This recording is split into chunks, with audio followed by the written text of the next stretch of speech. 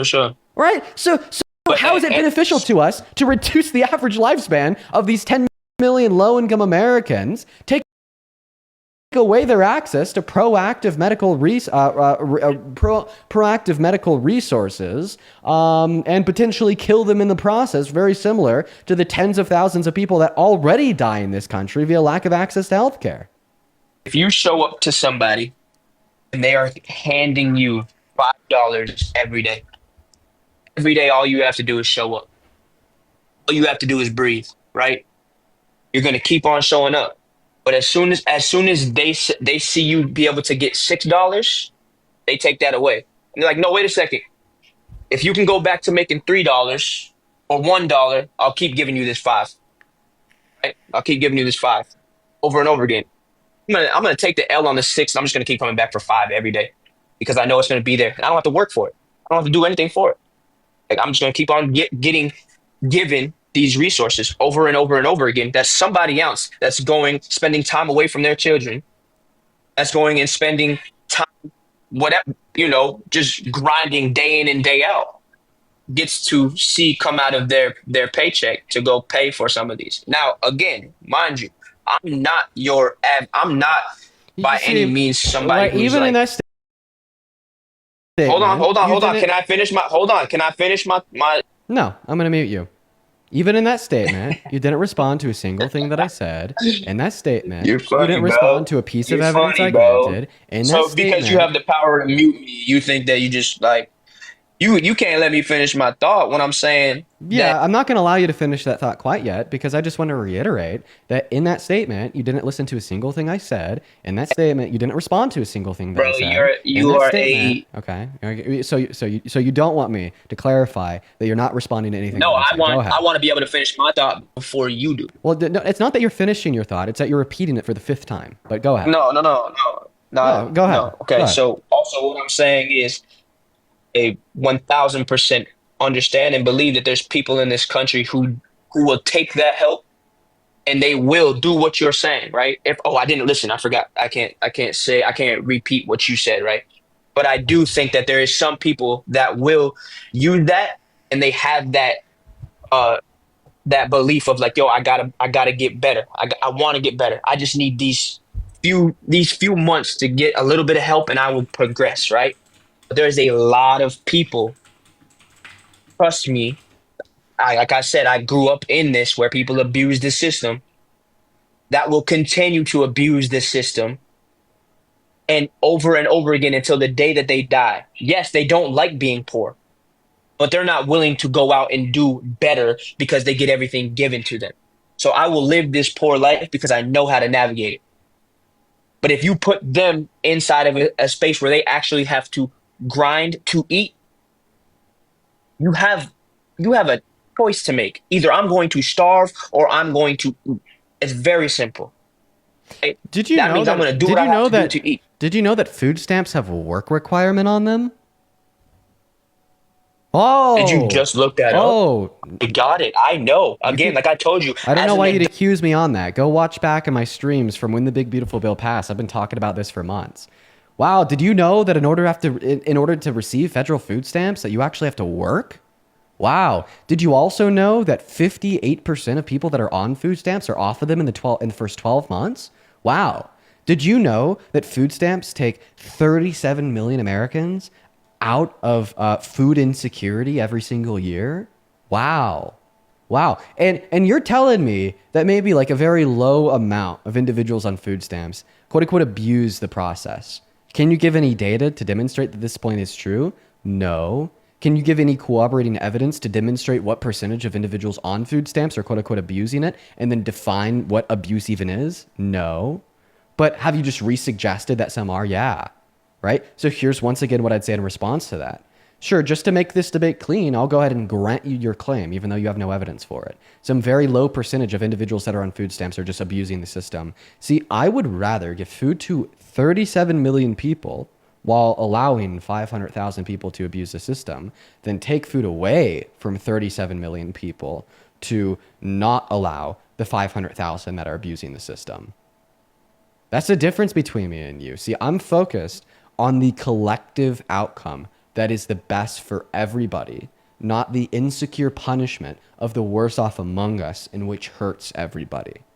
And by the way, if you have this vindication of a condemnation of corruption in your heart, written on your bones, that you are willing to do whatever it takes, regardless of the real world outcome, to condemn any level of corruption, even even if it is the simple corruption of a supposed low-income mother just trying to get by and ensure that her children have a good quality of life, then why do you not condemn the corruption we see coming from a man worth $8 billion titled the President of the United States of America? What was your response to his corruption when he falsified business documentation to make payments to Stormy Daniels so she wouldn't go public about the fact that he had cheated on Melania with her prior to the 2016 election? You ignore it. Right? You completely ignore it. What was your response to his corruption in 1973, where the New York Justice State Department sued him for not renting 2 black tenants? You completely ignored it. What was your response to his corruption when he intentionally concealed classified documents and even hid them from federal investigators in Mar-a-Lago in Florida? You ignored it. What was your response to his corruption when he tried to illegally inflate the value of some of his real estate properties to get better tax cuts at the end of the year? You ignored it. What was your response to his corruption when he promised to release the Epstein files, but then when he learned he was on them in May of this year, he then turned around, called them a Democratic hoax, directed his FBI to flag and redact his name anywhere in the files where it's mentioned? You ignored it, right? But then for whatever reason, when it's about a minuscule percentage of low-income Americans, the worst off among us, on food stamps, apparently engaged in corruption, something that you cannot quantify, by the way, because you've given me no evidence to justify that your claim here is true. You make it your number one talking point, and all of a sudden your purpose in life is devoted towards absolutely destroying them and attempting to make their life worse in the process. That's hypocritical. Well, so that's not my number one talking point. That's just something that we decided that we were going to speak about. So I decided to go back and forth on it with you, like we should in a debate, right? That was the topic that we were on. Now, if you want to you mentioned every single bit of corruption that this man was. No, I didn't. I didn't mention the hitting right? on minors. How I didn't did I mention respond to the that? sexual exploiting little Did I girls. respond to that? I didn't mention every part of corruption. I just mentioned a few. Yes. Like you can keep going. You can keep going. I got it. No, I got you. So, if you want to know my response to that is one thing that I would say to him and almost probably every other politician that is involved in corruption. I'm not surprised. Right, because that's what I am as a patriot. I understand that this government that we are under What do you has even been doing mean? us wrong and everybody around What us. do you even mean by the word patriot? What do you mean when you call yourself a patriot? What does that word mean to you? That word means that I want the best possible America for everybody. And how is Donald Trump creating the best possible America? Not for the politicians. Answer my question. How is Donald Trump creating the best possible America? I led with this yesterday when I came in, and I said that the reason why I voted the way I did was because how is Donald Trump creating the best possible America? Let's hear it. Okay, so the talking points on the other side were points that we're trying to make. We're aiding in the fact that we are becoming soft as a nation. We have too much empathy, right? We act on everything as compassion, right? How do you get 2 billion people to take a vaccine that we never heard of before, that popped up in 6 months, whatever it is? You work off their compassion. You don't want to kill grandma, right? Are you a Christian? What does it matter?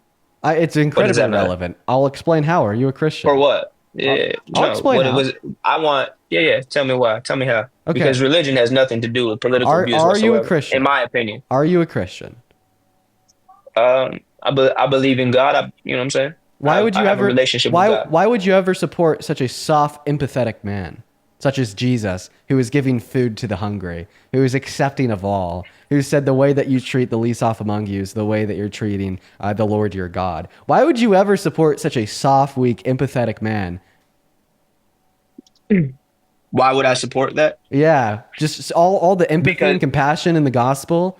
right? The Yeah, acceptance of the because leopards, the acceptance of the poor, the acceptance of everyone, yeah, regardless of their differences to himself. The because condemnation of what was in it for Matthew for him? being a tax collector in low income neighborhoods. What was I in mean, it for him? Jesus literally weaponized his terrible empathy and compassion and literally made Right. Matthew quit his job as a tax collector on the poor before he would allow Matthew to become a Hmm. disciple of his. How could you ever support, right, such a terrible, terrible, empathetic and compassionate man? What was in it for him? What was in it for him? What was in Oh, it for, what was in it for Jesus? the terrible greater good. Okay. So you The believe that. well-being So of no, the listen, listen. You believe collective. that.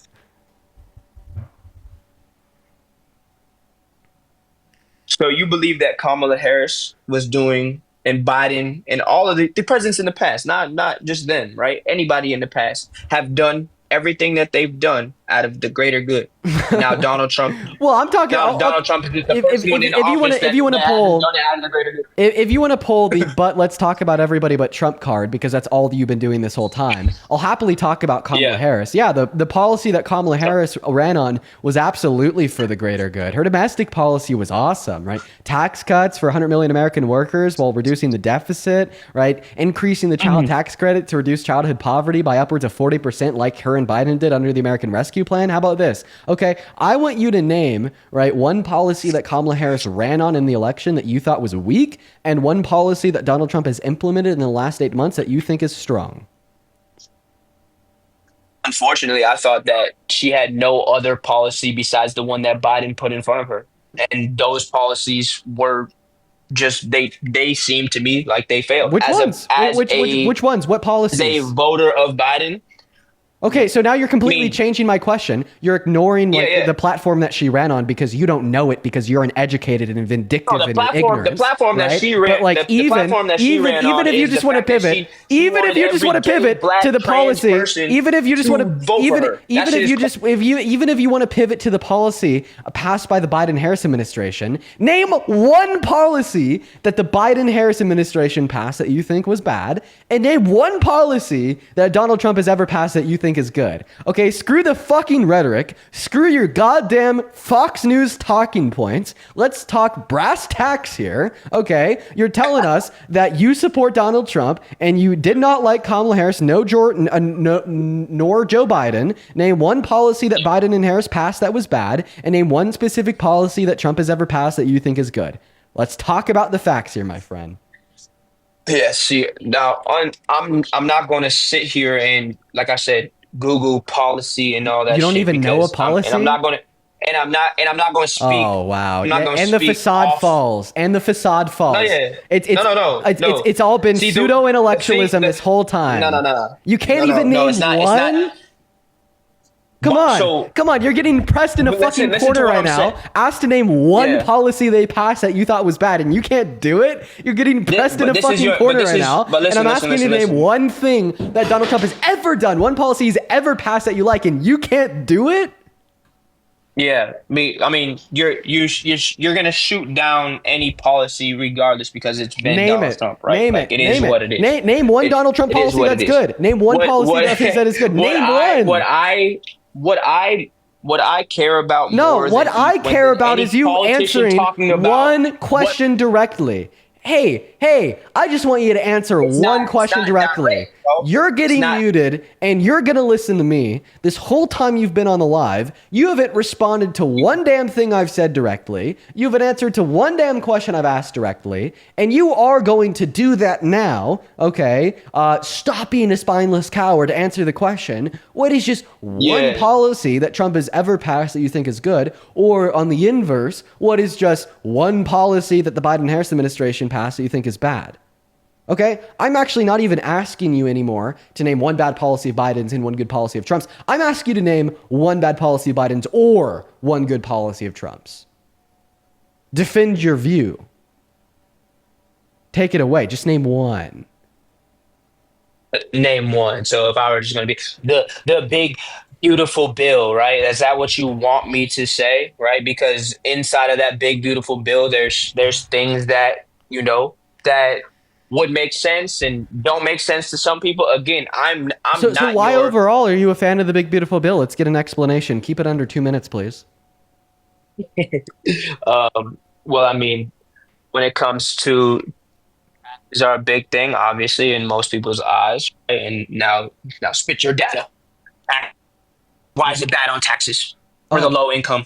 why is it bad on taxes for low income brackets? I thought that you were Yeah, the one answering my yeah, question for on sure. why you like it.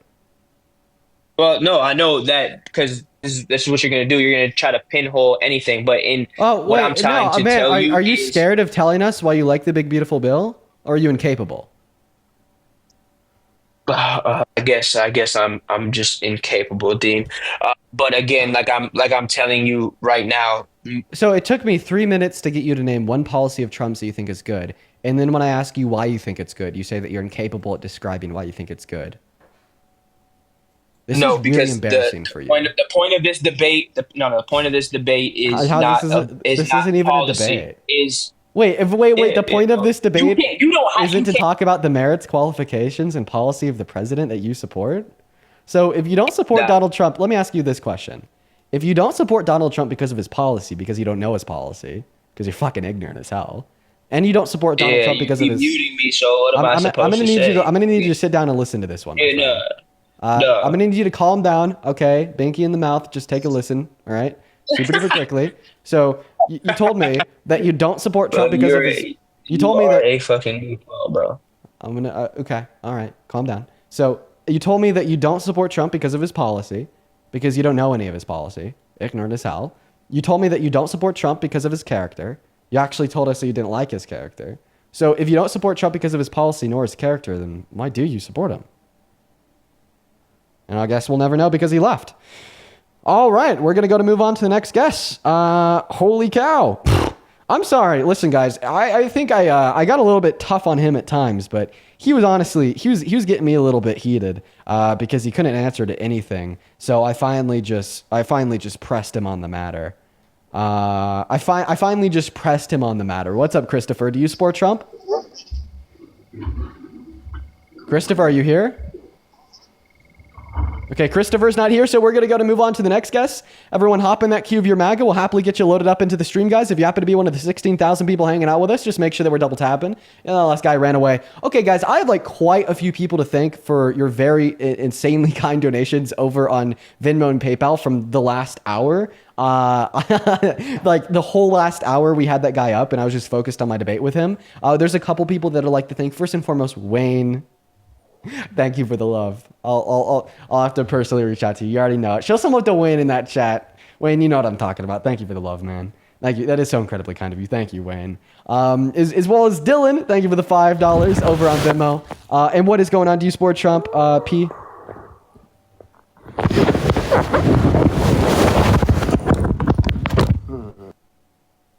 Okay, I think he's like in bed or something. His phone is lost in the sheets. We're gonna go ahead and move on to the next guest. Bulls Rebel, thank you for the 5. And Shay, thank you for the $10 over on Venmo from 28 minutes ago saying clock it. Thank you, Shay. As well as Amanda, thank you so much for the $10 saying ask somebody twice your age. Experience does not equal wisdom. Wisdom comes from education and critical thought, which you excel at. Thank you so much for your kindness, Amanda. That is seriously incredibly kind of you. Please show some love to Amanda down below in that box while we're looking for that next Trump supporter. As well as Devin, thank you so much for the $34 on Venmo 12 minutes ago. I'll go ahead and read your message off here in a second, Devin. Thank you so much for the $34. Let's get 340 Devin W's. That is DEVAN. What is going on, Breezy? Are you MAGA?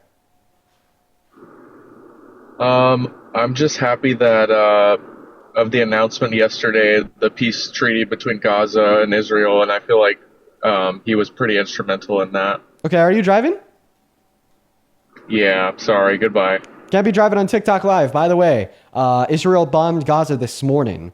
We're going to move on to the next guest, guys. Only join the queue if you are an American adult that supports Donald Trump as president that is not driving. And go and put a me with your age down below in that channel. We'll happily get you loaded up in here. Let's go to move on to the next guest, Vanessa, right now. But Devin with a $34 says, $34 is how much the average taxpayer contributes to food stamps each year. I'd gladly pay that for kids to be able to eat regardless of fraudsters. You know what? Me too, Devin. Me fucking too. As well as Hugo, thank you for the $10 on Venmo, asking me if I've debated somebody by the name of Millie. I think I have like once or twice. As well as Lily, thank you so much for the $8 on Venmo. Lily says, please read. I'm getting my wisdom teeth out tomorrow and I'm really anxious. Any advice? Literally, I'm going to be honest. I haven't gotten mine out yet because of my own medical anxiety. So I don't have any advice, unfortunately. What is up? Do you support Trump?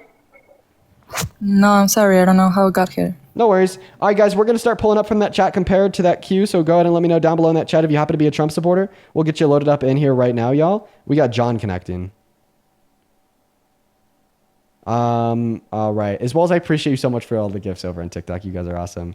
Okay, it doesn't look like John is loading in. We're going to move on to that next guest, Haley. And while we do got that next guest loading up in, I'd like to thank, so I'm going to call you S. Thank you for the $20 donation over on PayPal. Thank you so much for the love, S. Show some love to S down below, as well as Nathaniel. Thank you for the $25. Nathaniel with the $25 says, just wanted to give some support. During his first run, I made the mistake of voting for Trump. I was raised in a very conservative home, but after questioning many of my beliefs, I'm now fully liberal. Let's fucking go, Nathaniel. You were awesome. Show some love to Nathaniel down below in that chat, as well as Sophie. Thank you for the $16 over on PayPal. Sophie says, thank you for educating these people. I appreciate you with the love, Sophie. And then Shelby with a 5. Darius with a 10, Amy with a 2. Thank you guys so much for the love. If you do want to support me, you can find my Venmo, my PayPal, and the link tree in my bio on TikTok, as well as in that pinned comment over on the YouTube stream, where you can also support through Super Chat, such as Narissa. This just in with the $20 Super Chat on YouTube, saying MAGA Genius is on full display. Oh, yeah. Yeah, the MAGA Einsteins are out today. Appreciate you for the $20. That's incredibly kind of you. Haley, what is up? Do you support Trump? What's up? Yeah, I do. Okay, how old are you? I'm 24. Okay, Haley, why the hell do you support Trump, the worst president of your 24 years of life? So I was previously up here before, but I got disconnected. I don't know why. Like literally right when you asked me why, like what reasons I supported him. So you've been up before, but we haven't debated? Right. Okay, yeah, well, that sounds fine. Then we'll have a conversation. Real quick, just before we hop into things, Ella, thank you for the $10 on Venmo. Ella says, keep fighting for the cause, Dean. Love you. Love you too, Ella. Thank you for the $10. 100 Ella W's down below. Thank you so much. And then one last one here. Aubrey with $5 saying, Letitia James got indicted. Oh, God. Okay, I'm going to have to take a look at that. Aubrey, thank you for the 5. Haley, go ahead and take it away. Tell us why you support Trump. So the first reason was because I initially wanted to vote for RFK, and then the second reason is because I really just felt like there weren't any better options because it was really. Oh no, we did debate before. You're the one that told me that like vaccines are bad. Yeah, and then you said we can't talk about that. Okay, so you actually have been up here not once but actually twice. So why did you lie? Well, because you literally asked me, you were like, "Well, we can't talk about that." So what? No, other no. reasons? The first time you came up, you talked about the vaccines, and then you got banned for misinformation. But you were up here for like 20 minutes. So then you came up again for a second time. You tried to bring up the vaccines again, and I was like, "We already talked about that last time. You got banned. We can't do that again." So then I think we debated about abortion. No, we didn't talk about abortion. Okay. We didn't talk about anything. All right. Well, obviously, yeah, we're not going to be able to talk about your medical misinformation. But question about RFK. Today he said that early circumcision is linked to autism. How do you feel about that? I didn't even hear that. Yeah, no, he said that today. And like nobody batted an eye. He was basically saying, if you circumcise your child, they're going to be autistic. How does that make you feel? Do you think that's true? Is that just another genius remark from Einstein 2.0 RFK Jr.? I would honestly have to look into I would want to look into why he said that. Because it's crazy. If it's the case of no, yeah, if how you said it, it definitely does sound crazy. Right. Because point number one, just how when obviously circumcision doesn't cause autism, and point number two, there are females that can't be circumcised that are autistic. Right. Well, I mean, I doubt he's saying that's the sole reason. Just how you were saying last time that they were saying that Tylenol causes autism, which that's not what they said. Wait, so then how does circumcision come into play here? Why did he even bring up circumcision? I have no idea. Relation? I didn't even hear what he said, so I can't really comment. Okay, yeah, I don't really have an idea either. Yeah, I agree. Yeah. Okay. So, anyways, why do you support Trump? So, like I said, there really wasn't a better option. Her name was Kamala Harris. She was a better option, definitely. Well, yeah, because I know you say that she was the better option because he was they were trying to take him down for rape or a sexual assault. But the thing is, Kamala did almost worse with children. Go ahead and expand on that claim. Are you saying that Kamala Harris abused kids? No, but she protected priests when she was being you can look it up. There's I have one put up here. It's Kamala Harris covered up 75 years of sex. Oh, I can't say that. Can I say that? Yeah. Abuse of little boys by Catholic priests, including priests that are still working with children today. Okay, and how did she And cover it this up? is because she wasn't letting the victims speak because they were minors, but they came to her office and like asked her to release the files, and she wouldn't do it.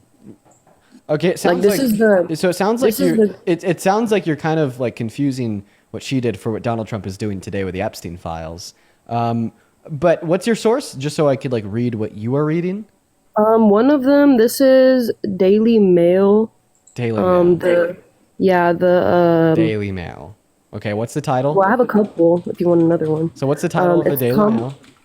Kamala Harris buried investigation into predator priests who did absolutely nothing after becoming San Francisco DA, since victims who want their case files released. Okay, Kamala Harris buried investigation into predator priests, did quote unquote absolutely nothing. All right, let's go to read it together. Survivors of sexual abuse by Catholic clergy claim Kamala Harris did not do enough to prosecute their cases when she was the San Francisco district attorney. Victims said compared to Terrence Hollian, who was DA before Harris defeated him in the 2003 election, Harris did quote unquote nothing. It went from Terrence Hollian going 100 miles an hour full speed ahead after the Catholic Church to Kamala Harris doing absolutely nothing and taking it backwards 100 miles an hour.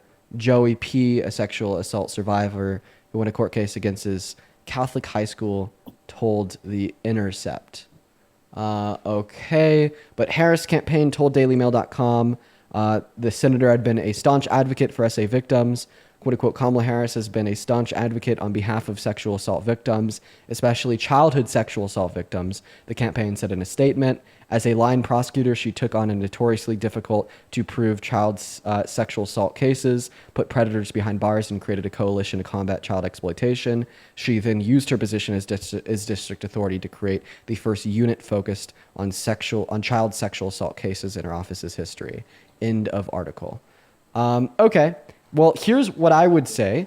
The criminal justice system in this country as a whole is bad, okay? Right? It is terrible. It is so hard to get justice as a victim of a crime, specifically SA, inside of the American criminal justice system. It is slow, it is difficult, it is hard. So if there was a victim of SA, right, in San Francisco when Kamala Harris was the DA that was trying to seek justice for the fact that they were raped, right? And because the system is slow, difficult, and hard, right?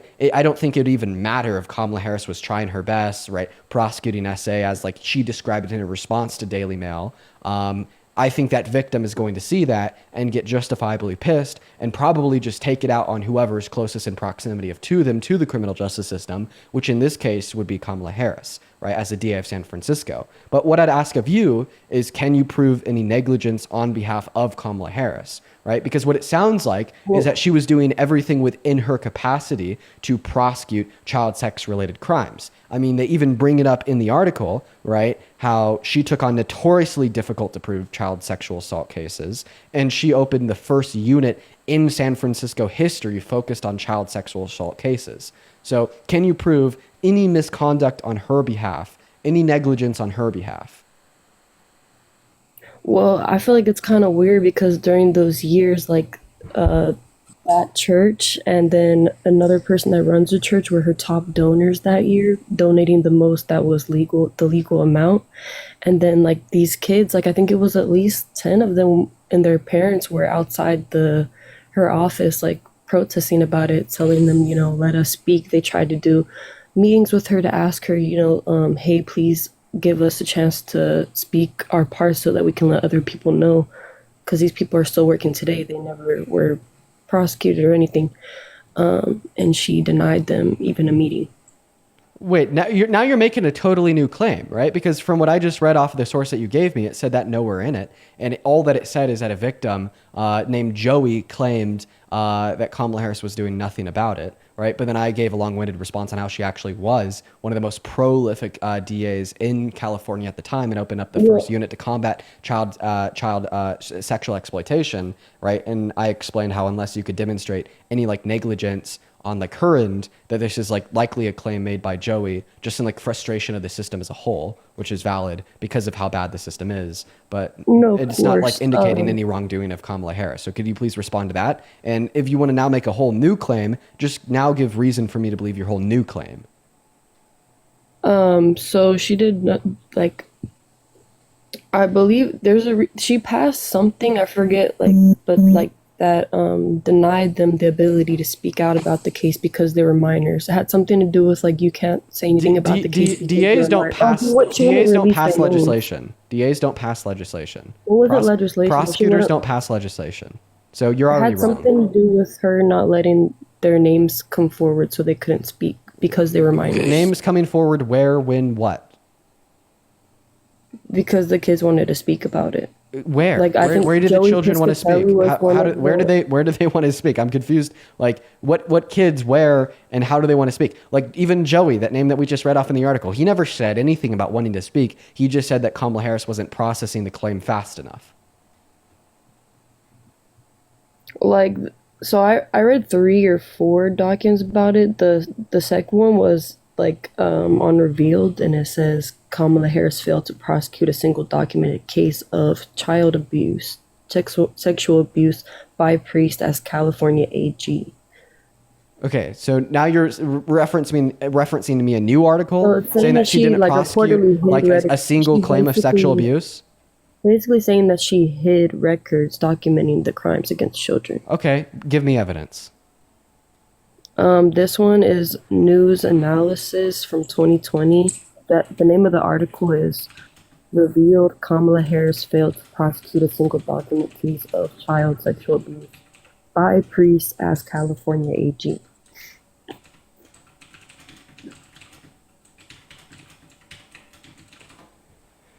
News analysis? Yes. Okay, can you repeat the title of the article?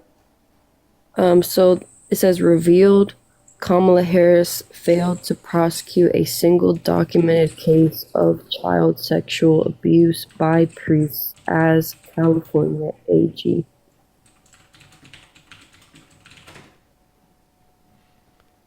It's not popping up. Repeat the article one more time.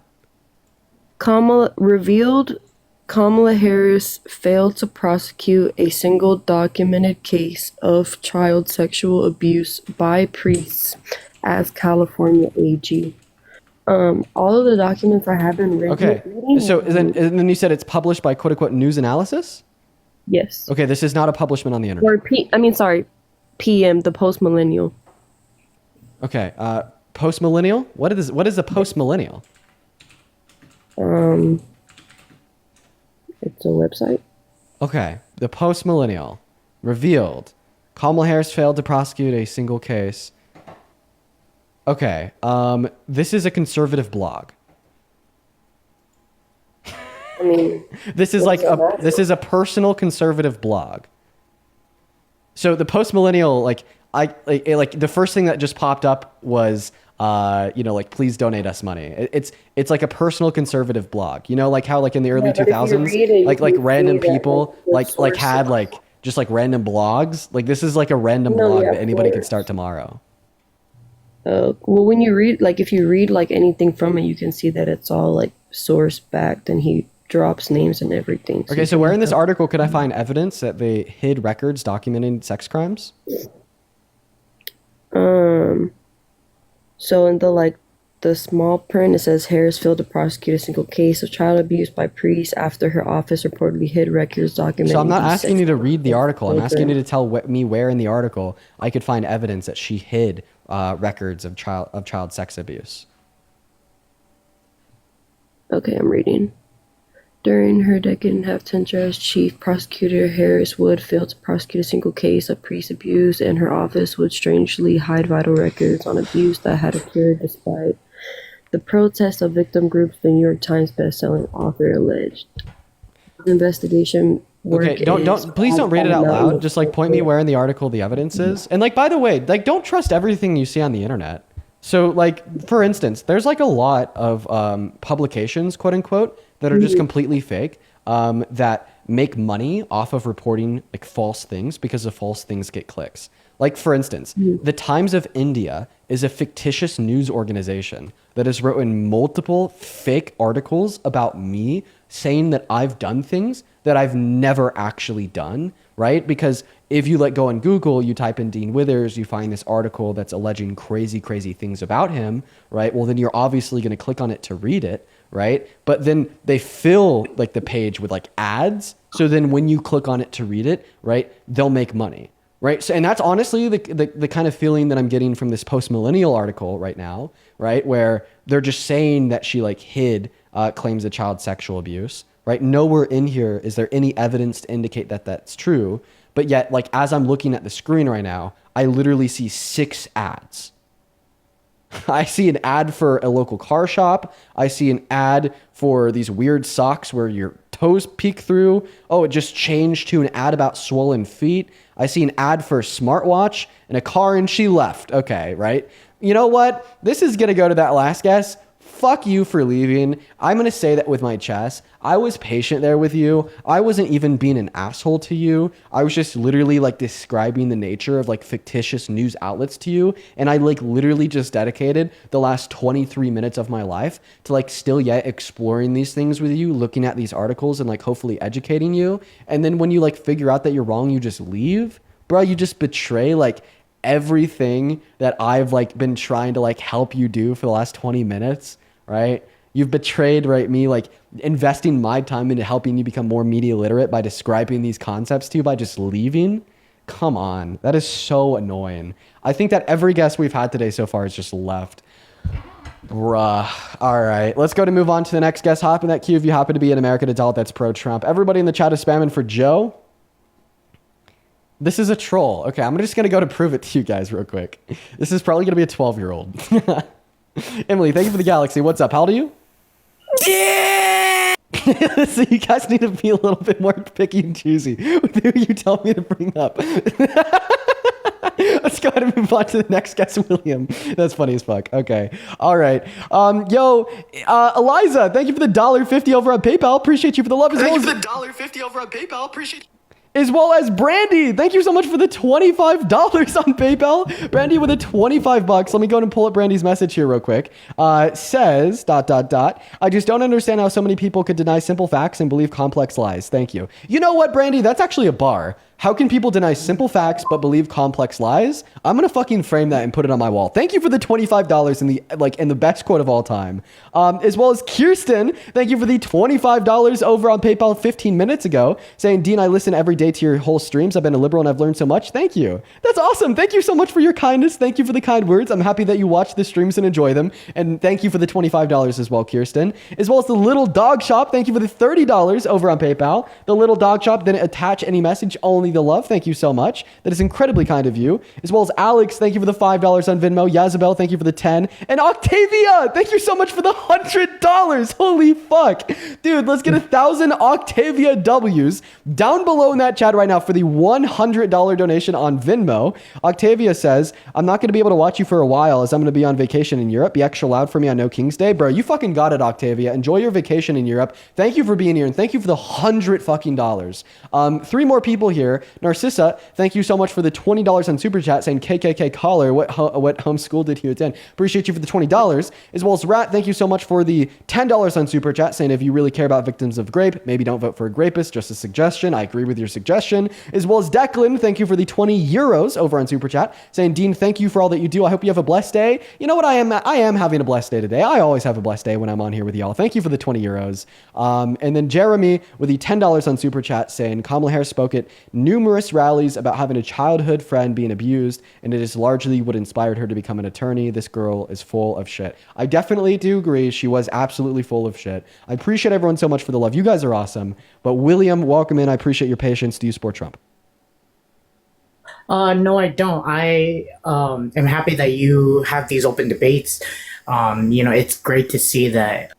WU William, I'm really sorry for having you like wait so long and like be really patient to say that. Unfortunately, I do have to kick you because we are just looking for Trump supporters. I'm gonna make sure that I start asking that question before I like thank donors at the beginning of a call or something. I'm really sorry. I'm really sorry, William. What is up, Toby? Do you support Trump? Toby, you got 5 seconds, bro. Okay, Toby's not here. We're going to move on to the next guest. We got Christopher Ray's loading up in. While Christopher's loading in, McKenna with a $3 on Venmo. Thank you for the message. Are you driving? I don't even know why I asked if he's driving. Obviously he's driving. Moving on to the next guest. If you're watching and you want to support me, you could find my Venmo, my PayPal, and the link tree in my bio, where you could attach a message and I could read it off on live. You could also find it in the pinned comment in the YouTube stream. But let's move on to the next guest right now. We got Sweet Desolate connecting. Thank you so much, Levi, for the glowing jellyfish. What's up? Do you support Trump? You got 5 seconds. Hello? Hey, are you MAGA? I am, yeah. Okay, how old are you? 20. And dear God, why do you support Trump as president? I just believe that he is just an aggressive president, and I don't think we've had one in a while. Yeah, he's pretty aggressive, but he's like aggressively infringing on the Constitution by trying to ban the burning of the American flag, then telling us all he took our free speech away. Right? That's like very like bad aggression. I do wish that he didn't make it seem like that was a bad thing, because I did hear him say he's taking away freedom of speech today as well. Right, And that's Donald Trump's bad aggression. That's actually a reason why you shouldn't support him. I'm glad that he's so participant in the wars that are going on. That is one main thing I agree. I wish he was doing things differently, of course, but I think him being so aggressive, he may be under control by top leaders, but I think he's saying things and things are rolling. I don't like how he's, again, treating a lot of things. But could you give me an example of like something Trump has done that makes you support him, just so we're clear on what your argument is? No, because I don't really actually support him for anything. I think he's just an aggressive president. Okay, so there's nothing like specific that you can name that he's done that you like? No, he's a piece of shit. Is there like specific things that you can name that he's done that you don't like? The one you just said, where he took away the right for us to burn the American flag. That's just one thing. So there's specific things that he's done that you can name that you don't like. There's specific thing, and then there's no specific things that he's done that you can name that you do like. This should like obviously mean that you don't support him. Right? That's a common sense. If you can't name anything good, but you can name a bunch of things that are bad, right? You shouldn't support him. No, you're right. Honestly, I am surprised that you got me in here. I was listening to that girl talk to you for the last 20 minutes while I wait to go to work, and it just ruined my whole entire day. And so I'm just surprised you got me in here. I really don't like Trump, but thanks for having me in here. Yeah, we're going to move on to the next guest. I guess that was an easy one. Okay, sounds good. Yo, holy fuck, dude. Oh my goodness gracious. Teresa, thank you so much for the $50 donation over on Venmo. Teresa, thank you so much for your kindness. Teresa with a 50 big one says, I'll send another $50 if you could get any caller to justify why it is okay to take away free breakfast/lunch away from children. Yeah, listen, man, I don't think they'll be able to justify that. So it looks like you're going to be keeping your $50 today. But I appreciate you for that $50, dude. Let's get 500 Teresa W's down below in the chat. That is incredibly kind of you. As well as what is up, new guests? Do you support Trump? I do, yeah. How old are you? I'm 19. Okay. Do you think that it's okay to take away free school student lunches from children in pre through K? Wait, whoa. No. K through 12, sorry? No, I do not. Okay, well, Donald Trump took that away from like 3 million students with a big, beautiful bill. Really? Yeah. Into it. Sorry, I'm really nervous. So why do you support him? Oh, I can't leave you when you leave the app. Actually, you just muted yourself. Can't hear you. Oh, does it yourself. really? Yeah. Do you mind if I look at my notes real quick? Yeah, that's fine. Okay. Okay, just I'll be keep 2 seconds. Yeah, just keep in mind when you're looking at your notes, I won't be able to hear you. While you're, how about I get like somebody else up here that's also MAGA to debate alongside you? Sure. Yeah. Awesome. My biggest topic would be abortion. I'm very pro-life. Oh, very pro-life. Are you like pro-life even in like instances of rape? So I mean, that one's a tough one for me, but honestly, I would say yes, and I do think that there's a double-sided coin. It's not yeah, it's a tough one. It really is. But I don't think it's really that tough at all. It's pretty like clear to me that a victim of rape would have no obligation to forcefully provide their bodily resources to keep the fetus alive.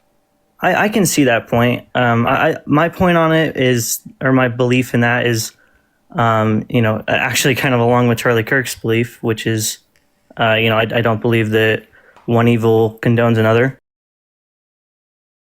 So, I think that. But see, that's nothing more than like a baseless talking point that preassumes that an abortion is evil, right? Like whenever I hear be able to access abortion, just in virtue of the fact that she's under no obligation to forcefully provide her bodily resources to keep the fetus alive, right? Like let's imagine like an analogy here where you make barely enough money to buy food for yourself.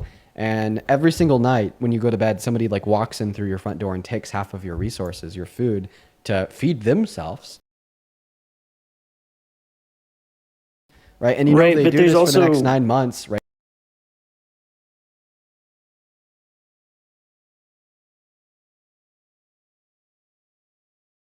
Even if in locking your front door at night, preventing that person from stealing half of your food causes them to die from starvation as a result. Well, I think if you're not able to sustain yourself as well as a child, which I do believe there is help that you can get for that financially, but if you truly feel that you're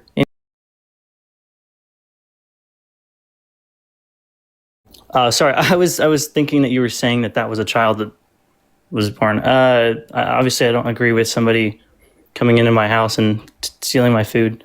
Okay. Can I? Do you need me to repeat the analogy for you? Do you need me to? Yeah, maybe. Sorry.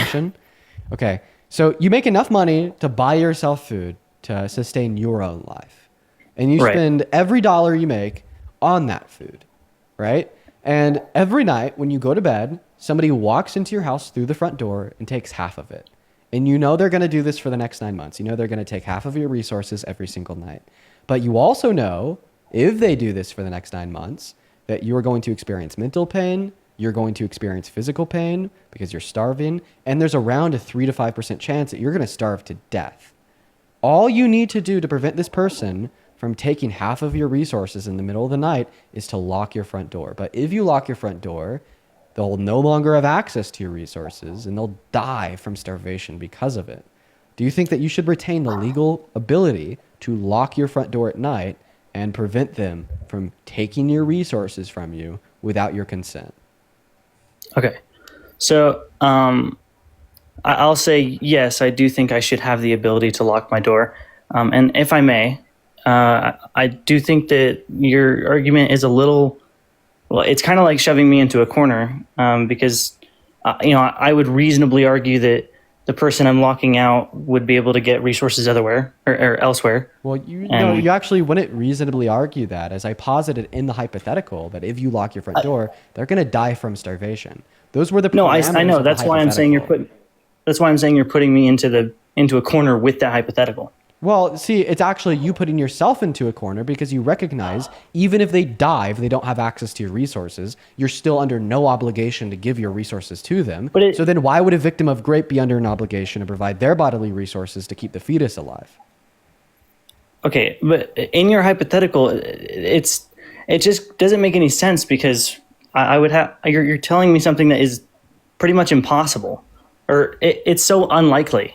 Okay. Well, so hypotheticals only need to be possible, right, in order to be used as a valid technique to test one's logic, right? Because logic and reason exist in the realm of what is conceptually possible to occur, right? Not what is actually possible to occur, right? We could like think of these hypothetical scenarios, and even if they're unrealistic, we could still use them to better understand the principles that underpin our positions. Because although the pragmatics of the question that I asked you, somebody taking half of your food in the middle of the night and dying if they don't have access to it, is unrealistic, still yet your conceptual takeaway from the hypothetical being, well, you have no obligation to provide your resources to somebody else without your consent, even if it kills them.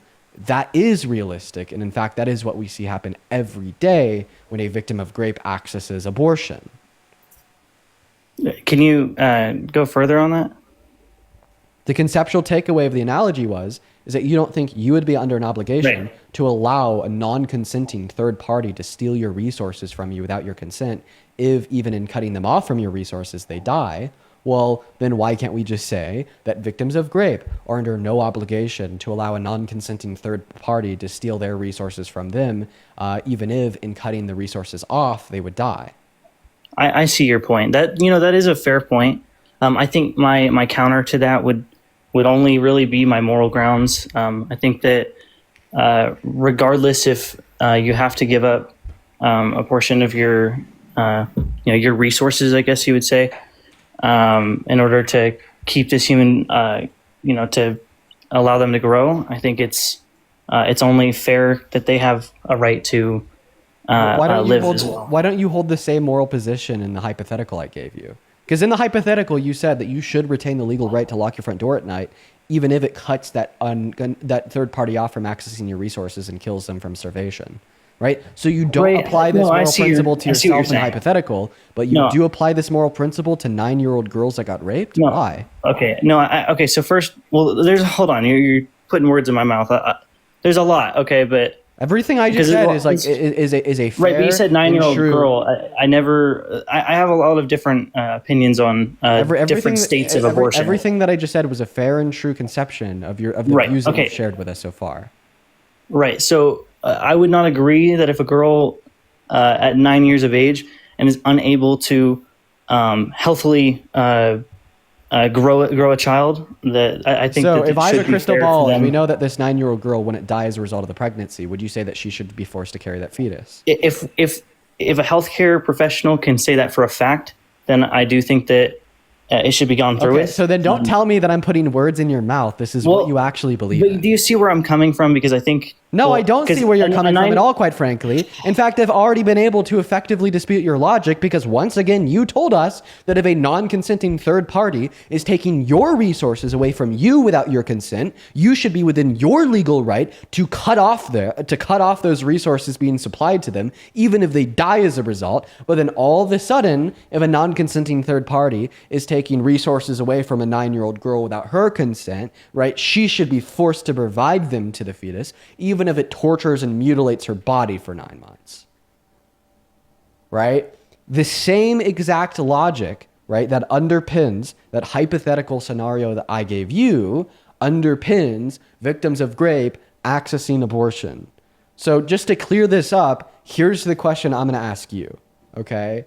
What is the relevant logical distinction between the analogy that I gave you, where you perfectly agreed with the notion that you should be able to cut off a supply of your resources to a non-consenting third party, even if it kills them, right? And the situation of a rape victim accessing abortion.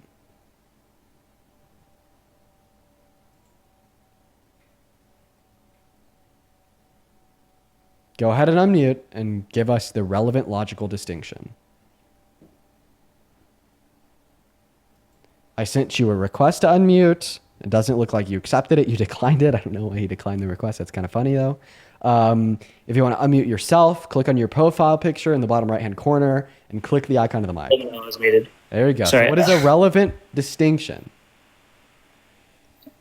Well, I just think that, okay, I think that it's unfair to assume that, because you're giving a hypothetical that doesn't, in my opinion, that doesn't really make a whole lot of sense, considering we live in a civilization where there are options. There are always going to be different households you can go to, different, people dumpster dive, So I just think it's unfair. But a question Okay, I well, have guess is, what, buddy? hold on. Guess I'm what? talking, please. Facts don't. Let No, you talk. and I'm cutting Let you off. talk. And I'm cutting you off. Facts don't care about your feelings, bud. If you think that it's understand. unfair that I was able to successfully demonstrate why your logic is bad, that's a you No, problem, not a me problem. Not to mention that we could conceivably put the analogy that I gave you into multiple real life circumstances, such as living in the middle of the woods alone. Okay, somebody Right. comes across your house in the middle of the woods, right, and they have to steal food from your house in the middle of the night for the next 9 months. I'm going to before cut a you off. helicopter As comes for and the takes them out. abortionist, And if you lock your right. door in the middle of the night, The you're gonna have 9-year-old nowhere girl else to get that any was food from, right?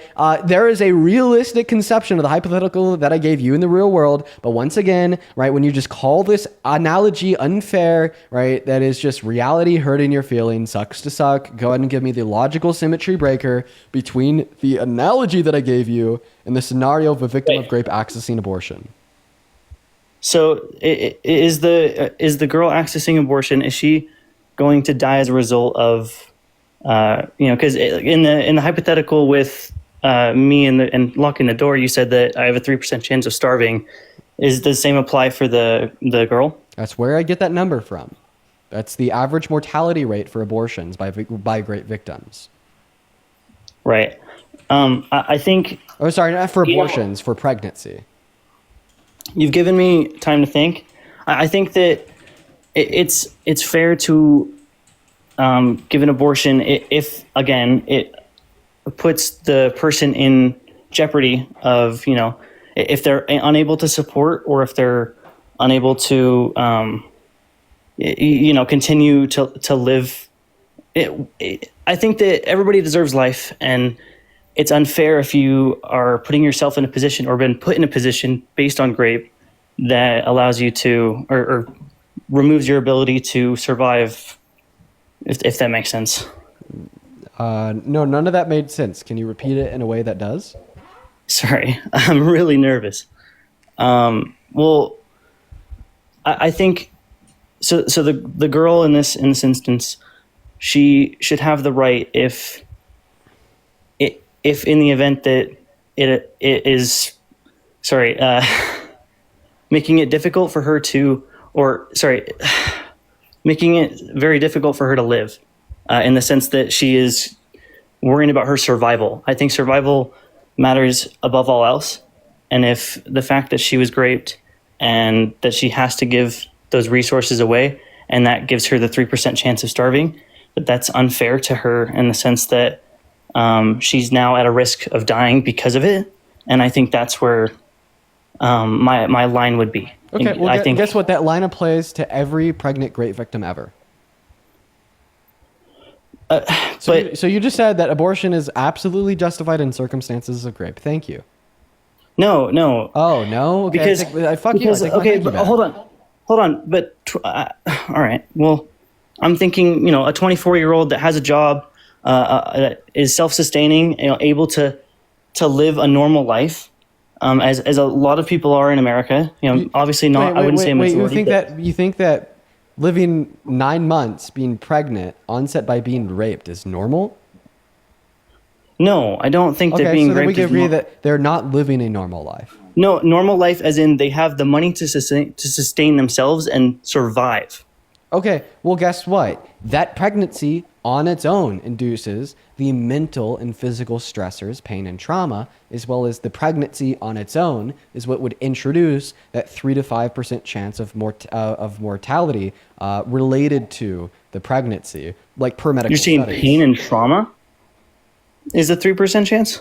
No, those two things are separate. So the pregnancy would introduce mental and physical pain and trauma, as well as it would introduce around a 3 to 5% chance of them dying as a result of the pregnancy due to complications with the pregnancy, right? Right. And this is going to be analogous, right, to like in the hypothetical, the that's 3% a fair chance of you point. starving from death at the end of the 9 months, and like the mental and physical toll that having half of your like food taken away from you would have on you, right? Like it's analogous to any and all women or girls that got raped and then got pregnant, and in the sense that they're taking away mental and physical trauma and pain related to the rape and related to the pregnancy, as well as they now have a 3% to 5% chance of dying due to complications related to the pregnancy.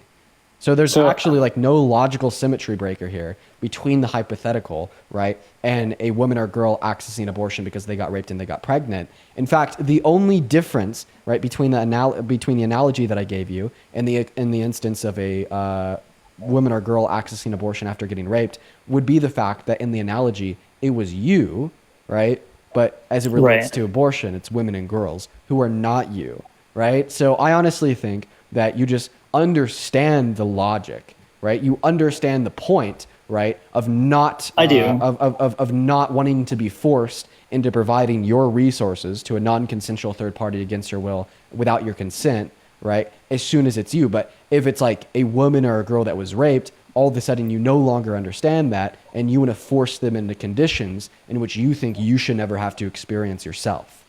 I understand. And I think, in the scenario or the hypothetical that I was saving myself, you said that I had only the money to sustain myself. 50% of that was being stolen. And, that gave me a high chance of death. Or a higher We just chance gave of you death. like a 3% chance of dying because somebody was 3%, stealing your right. resources. I was introduced by the person stealing your resources, very similar to the 3% chance of dying due to the pregnancy. Introduced, see. By the I fetus see. living in a woman or girl's uterus and taking their bodily resources to stay Now, alive. I think it really depends on, again, I want to bring like a healthcare professional as a sense. Like, I think that it should be up, the moment you start doctor. the moment you start mentioning healthcare professionals is the moment that you're no longer pro-life, because pro-life policy necessarily takes that decision out of the hands of the medical health care professional and puts it into the legislators on the state or federal level. Okay. Well, I am pro-life because I believe that everybody deserves a life, and aborting a child is removing a life, regardless of how much Just time like they have. locking your front door at night in the hypothetical is causing that person to starve to death, yet you still think you should retain the legal right to lock your front door in that hypothetical. Stop virtue signaling, bruh. You are completely fine with cutting people off of your resources, even if they die as a result. But then when it's about a 9-year-old girl that was raped, all of a sudden you want to put that shield up and claim that you're pro-life.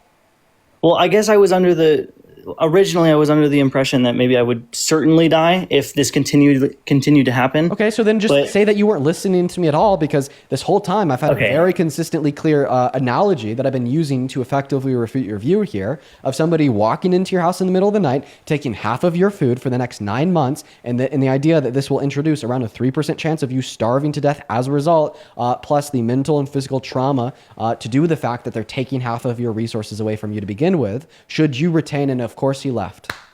They can't debate me today, guys. So far, we are 2 hours into the stream. We have not had one guest be able to stay up here without rage quitting when I'm mid-sentence. Holy cow. The Trump supporters are getting pushed today. They are getting pushed today. Honestly, I think I'm going to kind of keep the foot on the gas for the rest of the stream. Usually I'm a little bit kinder.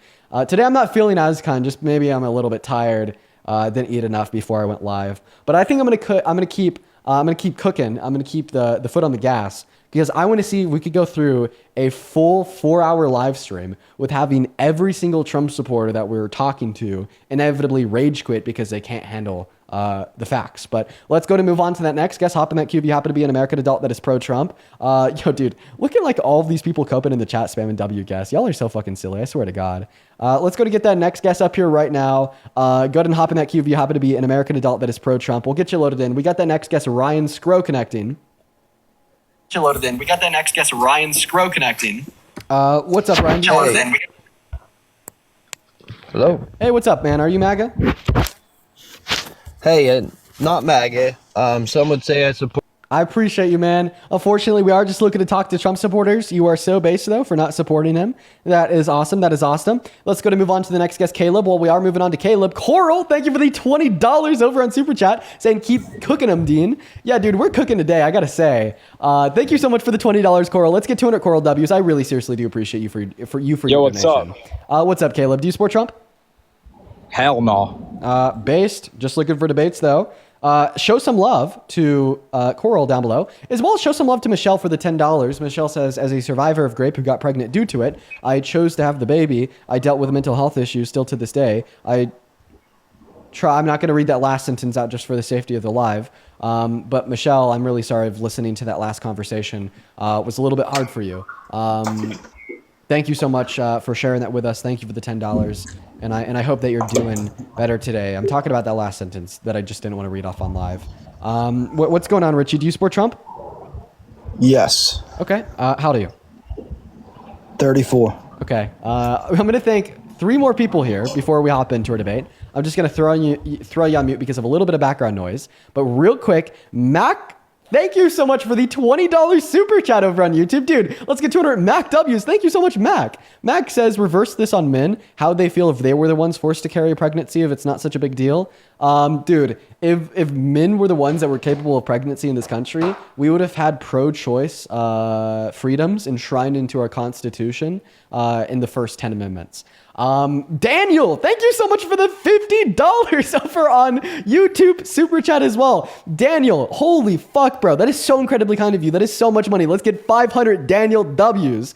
Daniel says, thank you again for continuing to give people hope that our country still has a future and for sticking to concrete facts when others I feel use baseless opinions fueled by ignorance. I love watching your streams. Listen, man, the whole point of these streams is just to try to convince people that critically thinking is cool, and it's something that they should do. And I really appreciate you for your kind words and the $50, Daniel. You are awesome. As well as Which Woman, thank you for the $10 over on YouTube super chat. Thank you so much.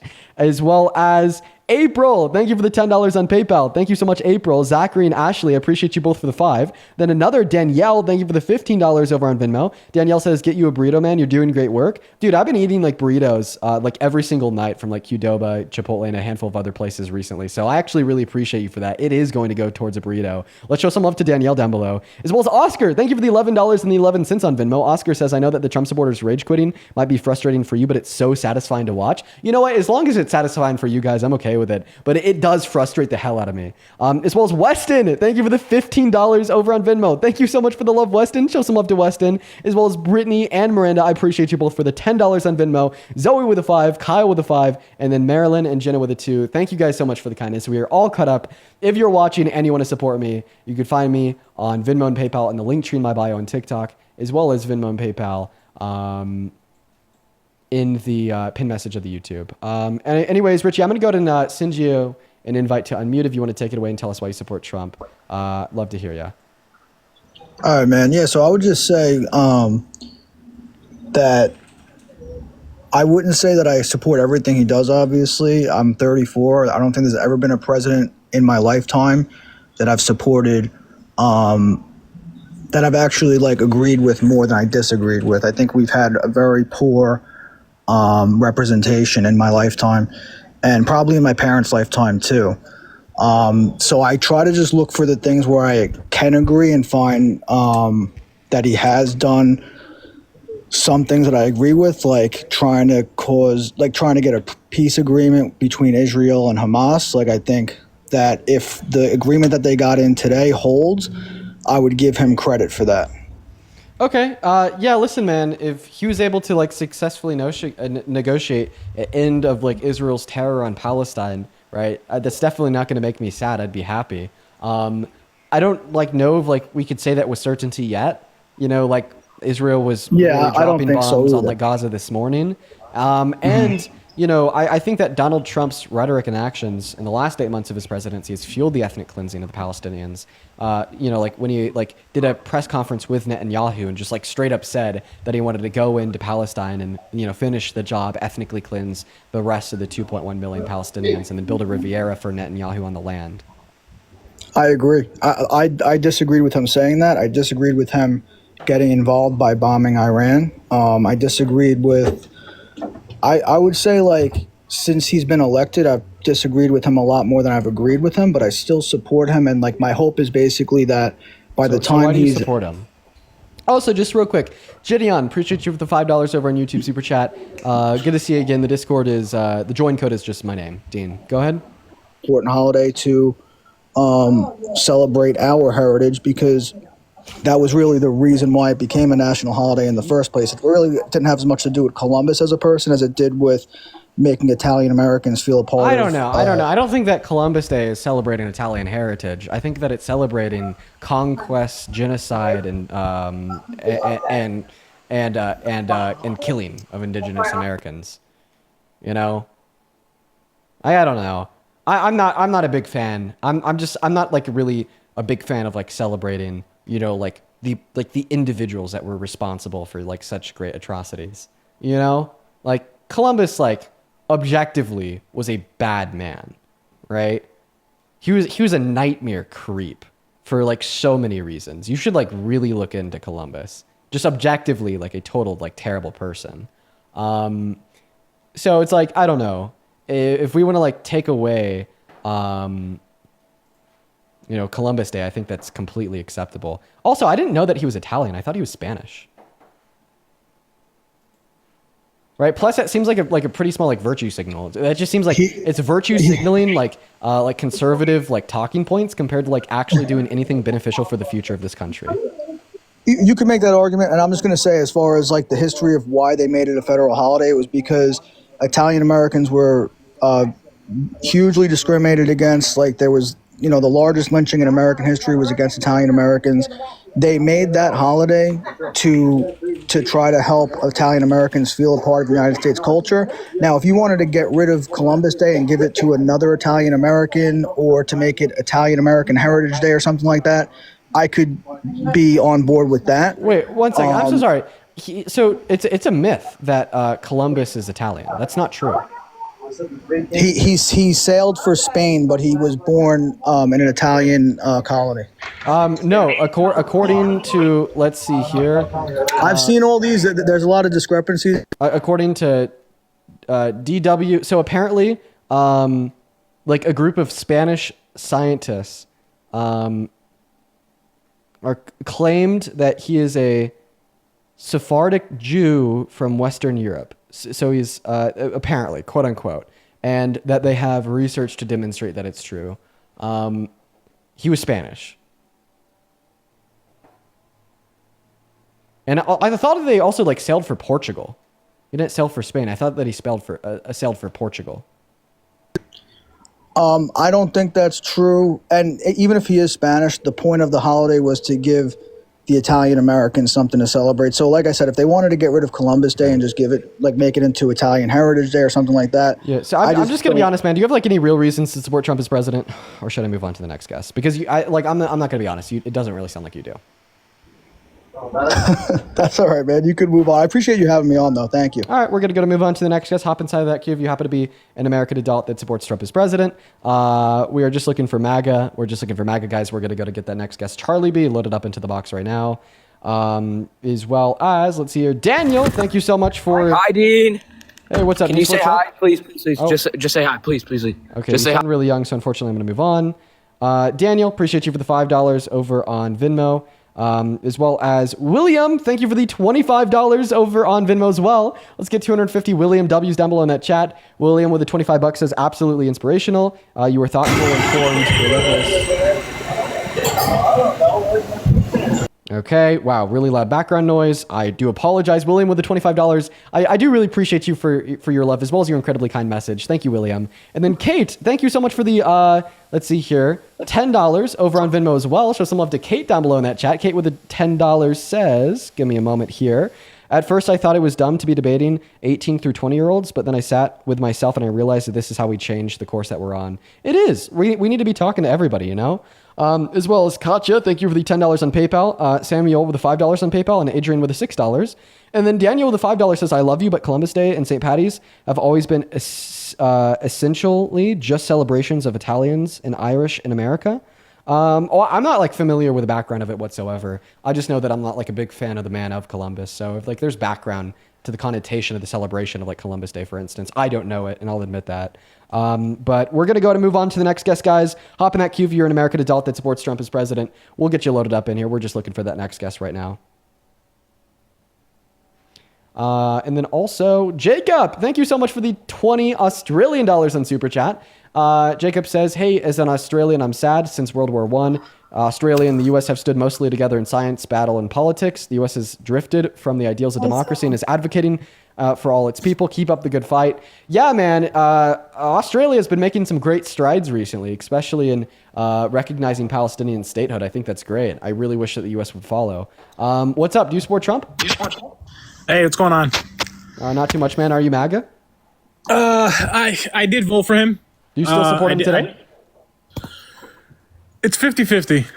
50-50. So knowing everything that you do today, if you were teleported back in time to November, who'd you vote for?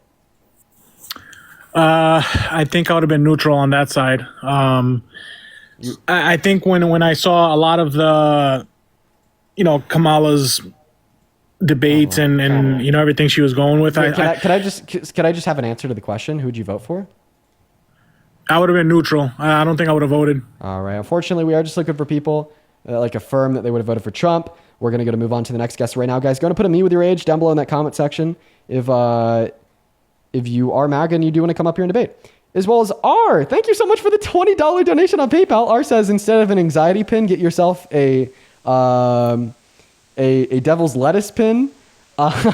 You're going insane, but you're doing great work. Thank you, R. I will say, I actually don't like the devil's lettuce too much. It just has bad effects on me, but thank you for the $20, R. As well as Don, thank you for the $10 on Venmo. Don says, I think you are brilliant. Don't stop doing what you do. You cook so hard on your abortion debate. Thank you so much, Don. And Sophie, thank you for the $10 as well over on Venmo, saying Columbus and his settlers forced, I don't know why I can't read the rest of your message. I'll go ahead and try to pull that up on the computer. In the meantime, what is up, and do you support Trump? Yes, I do. Okay. How's it going? It's going all right. I just wanted to finish out reading Sophie's message real quick with the $10. Sophie says, Columbus and his settlers forced women and young girls into sexual slavery. He wrote that girls aged, quote unquote, 9 to 10 are now in demand, noting the high prices they commanded. I didn't even know that. Thank you so much for sharing that with me. It doesn't surprise me at all. And wait, I had you up the other week, right? Yeah. Yes, you did. And why are you back? I like debating you, Dean. But last time we sat down, I feel like we didn't get anywhere because you just defended anything and everything that Donald Trump does with no ideological goals of your own, right? All that you care about is being pro-Trump. You don't care about, right, standing by any moral principles. I think we both know that's emphatically incorrect. I said specifically that conservatives, while they may not agree with Trump, the person, they do like the values that he's bringing back to America, conservative values, and what that means. But we went over those conservative values. The first one that you brought up was the Constitution. And then I went over how Donald Trump has launched an attack on the 1st, 2nd, 14th, and 22nd Amendment. And then you were kind of well, I don't really care. He still values the Constitution. That's not true. I want to ask you a question. Yesterday, he literally said. I have more reasons. Yesterday, he literally said that he's taking our free speech away. He said that.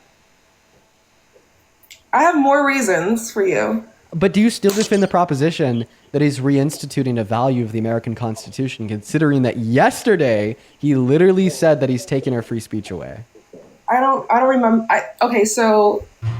Please prove that, because I don't think that's true, and prove it by not taking it out of context.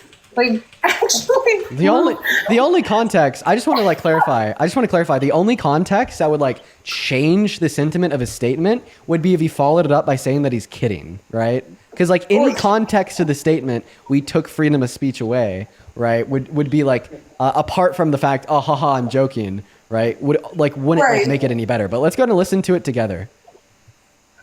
1 year penalty for inciting riots. We took the freedom of speech away because that's been through the courts, and the court said you have freedom of speech. But what has happened is when they burn a flag, it agitates and irritates crowds. They've never seen anything like it on both sides, and you end up with riots. So we're going on that basis. We're looking at it not from the freedom of speech, which I always felt strongly about, but never passed the courts. This is what they do, is they incite. When you burn an American flag, you incite tremendous violence. We have many examples of it, many examples of it, and it's actually down on tape, and you see things happen that just don't happen unless it's a flag that's burning. Did he say we took freedom of speech away? That was his quote. Did he say that anywhere in that clip? Right. So for context, I think he did. Well, let me ask you a question. Do you agree with protesters burning the American flag during high times of civil unrest? I agree with a ruling from SCOTUS that burning the American flag is constitutionally protected.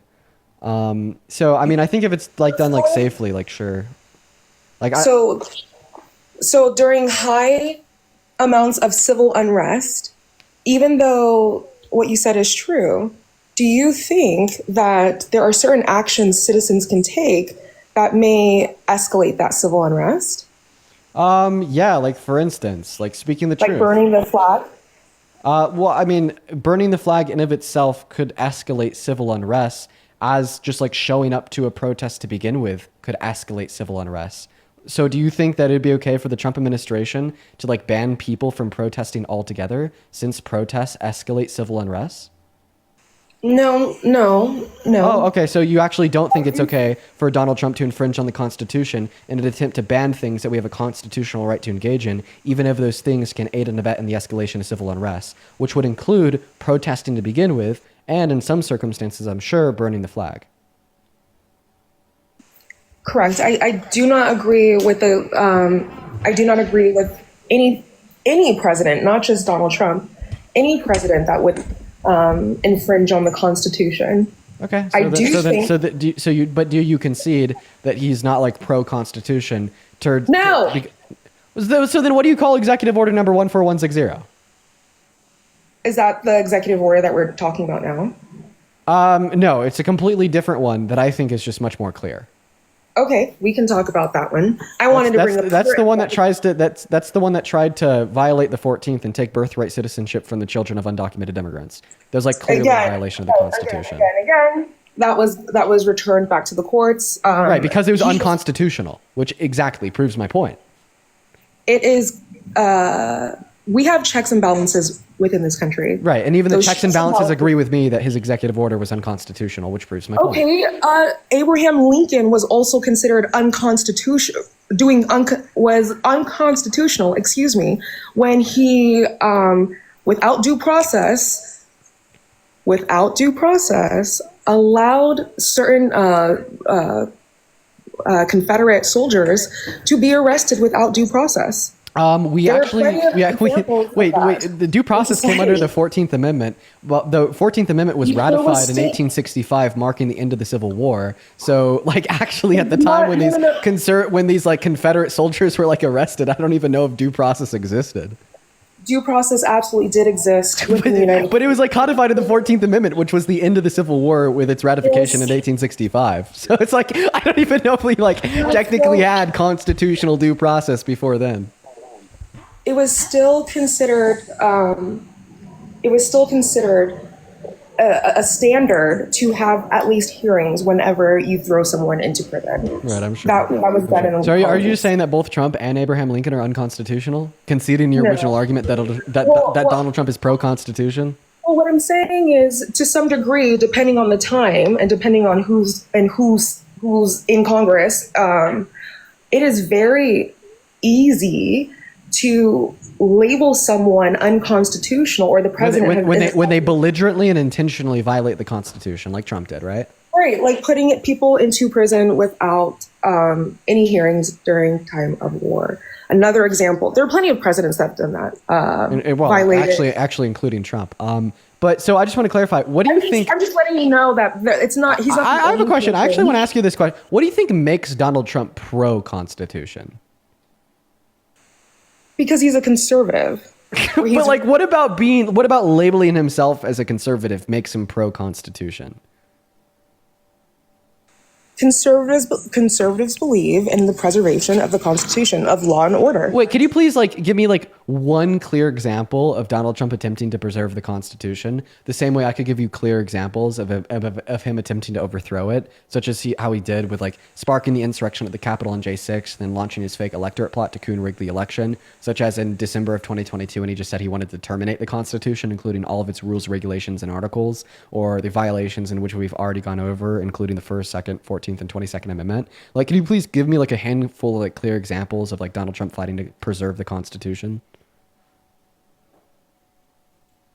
One way I think he did was passing the executive order. I can't remember the number at the top of my head, but he passed the executive order that supported a schmex-based gender and affirmed women are women based off of their schmex. That in and of itself allowed women to maintain being a protected class. Okay, so, I mean, first and foremost, are you arguing that before Donald Trump passed that executive order, women weren't a quote-unquote protected class? What do you mean? What were the what were the constitutional implications of his executive order, which, by the way, classified everyone as a female? That isn't what that did. It did actually. No, if you read the clear text, it said that you are either a male or a female predicated on the size of your sex characteristics at the moment of conception, but it's only at like 6 to 7 weeks with the activation or lack thereof of the S or Y gene that males become distinguished from females. So like technically it did. Sorry, I keep muting to be respectful. The Biden administration clearly made gender identity based off of gender expression. It was the Trump administration that clarified that confusion.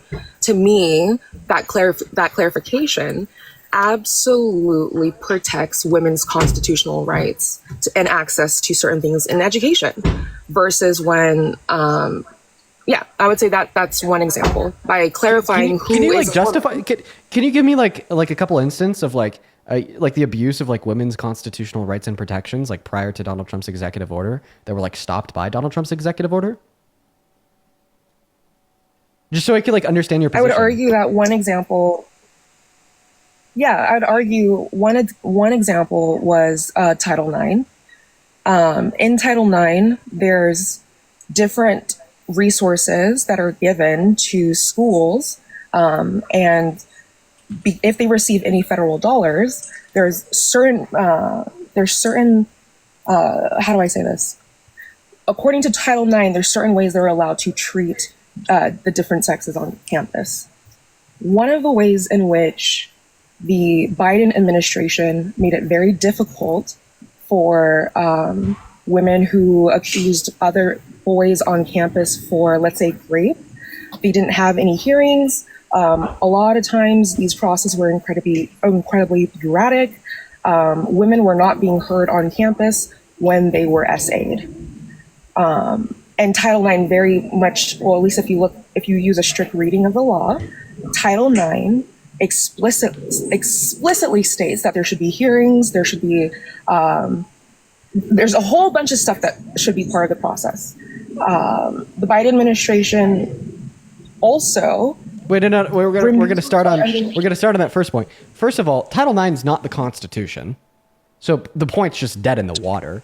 Title IX. So no. But Title IX. Title IX is a federal law passed in 1972.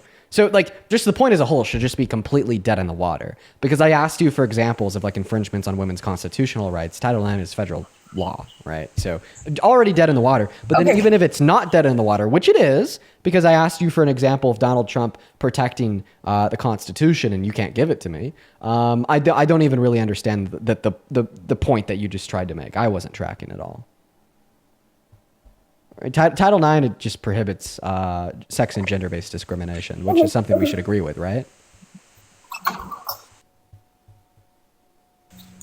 Yes. All right. So I don't really think anyone understands the point that you're making. How do you feel about Donald Trump's sex and gender-based discrimination? What do you mean? He boasted about like sexually exploiting naked teen girls and naked grown women. How do you feel about that?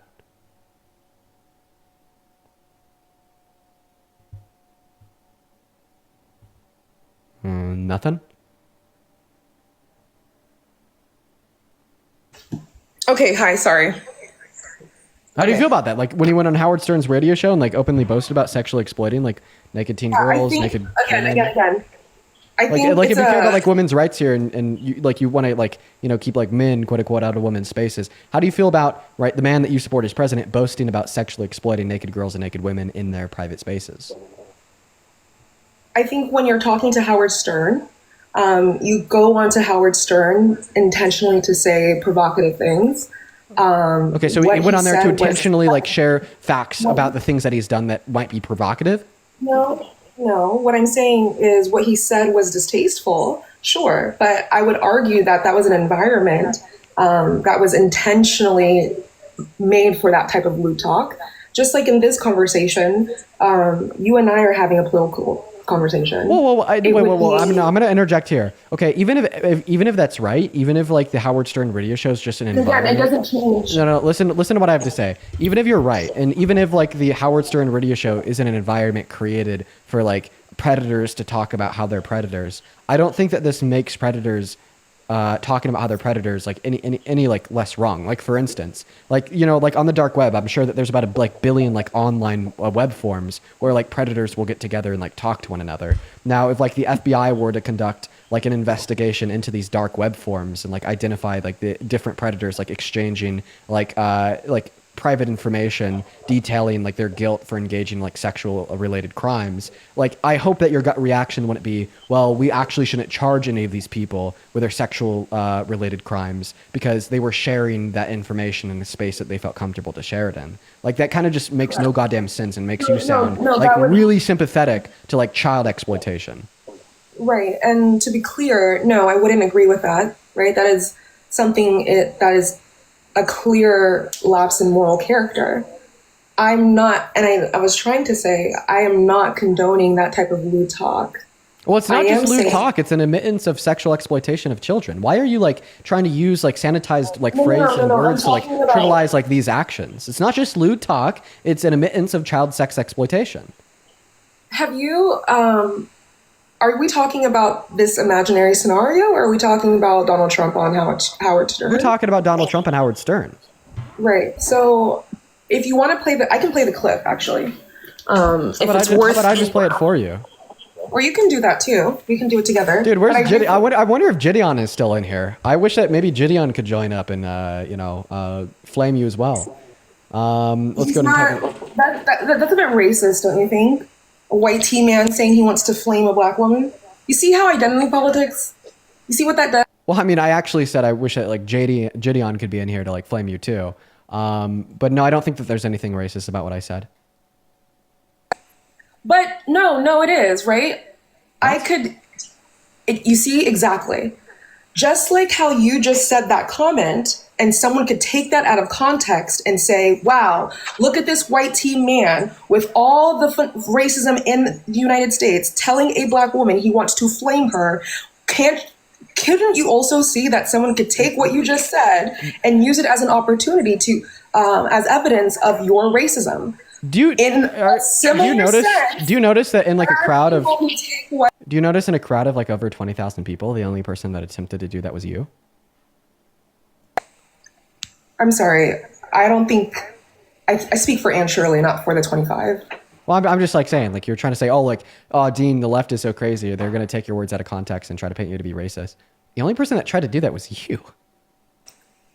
And what I'm saying is there are people who can take what you said and misinterpret what you said and use that as evidence of racism and take it out of context, just like how I just did. I intentionally did that to present an example of how people use Donald Trump's speech. Okay, I'm going to go and play Donald Trump speaking. Give us the correct, adequate interpretation of what he says. I want to hurt their feelings. Right. No, but I mean, you see a beautiful woman, you want to have that. You're a guy who likes to have everything, right? Well, couldn't that be construed, however, as conflict? Yes. Well, I don't see it as a conflict. It could be a conflict of interest, but it's the kind of thing you worry about later. Oh, I see. You tend to think about the conflict a little bit later on. The question is, how can it not be construed? No, I mean, some of these foreign girls, Mr. Trump, in my country, we say hello with vagina. And you could also say, as the owner of the pageant, it's your obligation to do that. So you have done that. Now, I'll tell you the funniest is that I'll go backstage before a show. Yes. And everyone's getting dressed and ready and everything else. And, no men are anywhere. And I'm allowed to go in because I'm the owner of the pageant, and therefore I'm inspecting it. I'm inspecting. I want to make sure that You're like everything is doctor. good. You're there. Yeah, the dress. Is everyone okay? They're standing there with no clothes. Is everybody okay? And you see these incredible-looking women. And so I sort of get away with things like that. Yeah, you're at a fork in the road. I'm going to go and tell you what that fork is. That fork symbolizes if you are like human or like anti-human, pro-humanity or anti-humanity. That's the way I like to think about this. Because on one hand, you could side with humanity. You could recognize that in that clip, Donald Trump admitted to the sexual exploitation of women and girls. You can condemn that action and recognize him for the predator he told you he was and is today. Or you could attempt to engage in some type of like low-level sophistry, be sympathetic to the sexual exploitation of women and girls, use like sanitized words to refer to this as quote unquote lewd, and kind of ignore 90% of the words that he said there. So, in all curiosity, Annie, my question is, well, what is your response to that clip? My response is there's a third option, and the third option is he was, in my opinion, not talking about the exploitation of girls and children. He was referring to his experience as Donald Trump and how women treat him and the kind of power that comes with it. I did not hear anything about a rejection, an intentional desire to exploit women. Yeah, you did. Okay, so I just heard you say you were going to flame me. Does that mean you're going to come burn me? No. Right? So arguably, it is very clear that when you was he being metaphorical? May I finish my sentence? No. Sorry. Was he being metaphorical when he said that he would walk backstage into a woman's only space where there were no men around and there'd be like naked teens and women in that space with no clothes on? There aren't naked teenagers there. So we had a 17-year-old testify to the fact that her, as well as 3 other individuals, with the youngest among them being 15, had this occur to them at Miss Teen USA. Not to mention that even if it just happened to women, well, it just simply shifts from the sexual exploitation of teens and women to just the sexual exploitation of women. Is that really the hill you're going to die on? Define sexual exploitation. For sure. I think it's going to be the abuse of a position of power or authority over the position like vulnerability of another individual for sexual purposes or gratification. And I'd say like in this sense, Donald Trump would be abusing his position of authority as the owner of the pageant to walk backstage into the women's only spaces. And then in turn to abuse the vulnerability of the women and girls in that space that were naked because it was a changing room by looking at them while they had no clothes on. Anyway, like I said initially, his personality and who he is as a person, as a character, as a civilian, I do not care about. Okay, so do you now agree that he sexually exploited at least women?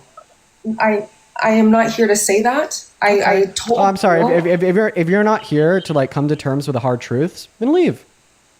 Okay, really? Yeah, Okay. I mean, if you're not going to debate me, if you're just going to like play this game where you want to stay like in your fucking safe zone of like not coming to terms with the truth and being a spineless coward and run away from it when it's presented to you with all the evidence and information you need to know that it's true, and like you just literally say, I'm not here to say that, right? I'm not here to debate that. Hit the road. You didn't have to call me spineless to make your point. More name calling is unnecessary. It's true. I'm sorry. It's true. Literally said, I do not condone that type of conversation. I find it lewd, personally. I told you that. To go back and forth and try to insinuate anything more than that does not actually get to the real policy stuff that I think this conversation is. Listen, it is rude, right, to call somebody a spineless coward, but it doesn't mean that it's not true. It is true. No. It can be true or not true based off of your subjective perspective, but it's name calling. You don't know me or what I've done, and I actually think it takes a lot of courage to come up here to talk. I wish that you hold the same attitude towards the sexual exploitation of children. I do, obviously. No, you were very like transparently pissed off with me calling you a coward than you are with Donald Trump saying he would exploit teens and women. That's not what he said. Explain that one to me. Explain that one to me. So he admitted to walking backstage. He admitted to going into the women's only space where there's no men around. And then he admitted doing this under the guise of an inspection. And then he admitted looking at them when they had no clothes on and how great they looked. And then he admitted that he got away with this. And obviously he knows that means that he knows that it's wrong, right? Explain to me how that is not sexual exploitation, assuming whatever definition of sexual exploitation that you want, given that you can define it for us. Okay, so I don't condone that. That wasn't an answer to my question. I don't condone that was not your explanation insofar as how what I described Donald Trump did and how what Donald Trump described Donald Trump did is not sexual exploitation.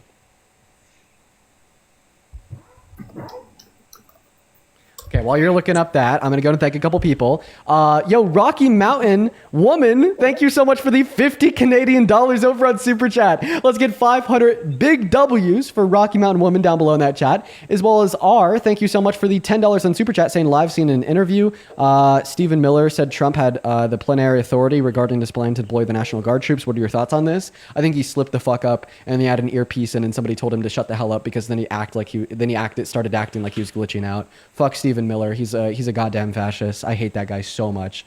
As well as Nicole. Oh my God. Nicole, thank you so much for the $100 over on PayPal. Nicole, that is so incredibly kind of you. Nicole with $100 says, I wonder if men that were quote unquote raped and were forced to not do anything would feel the same.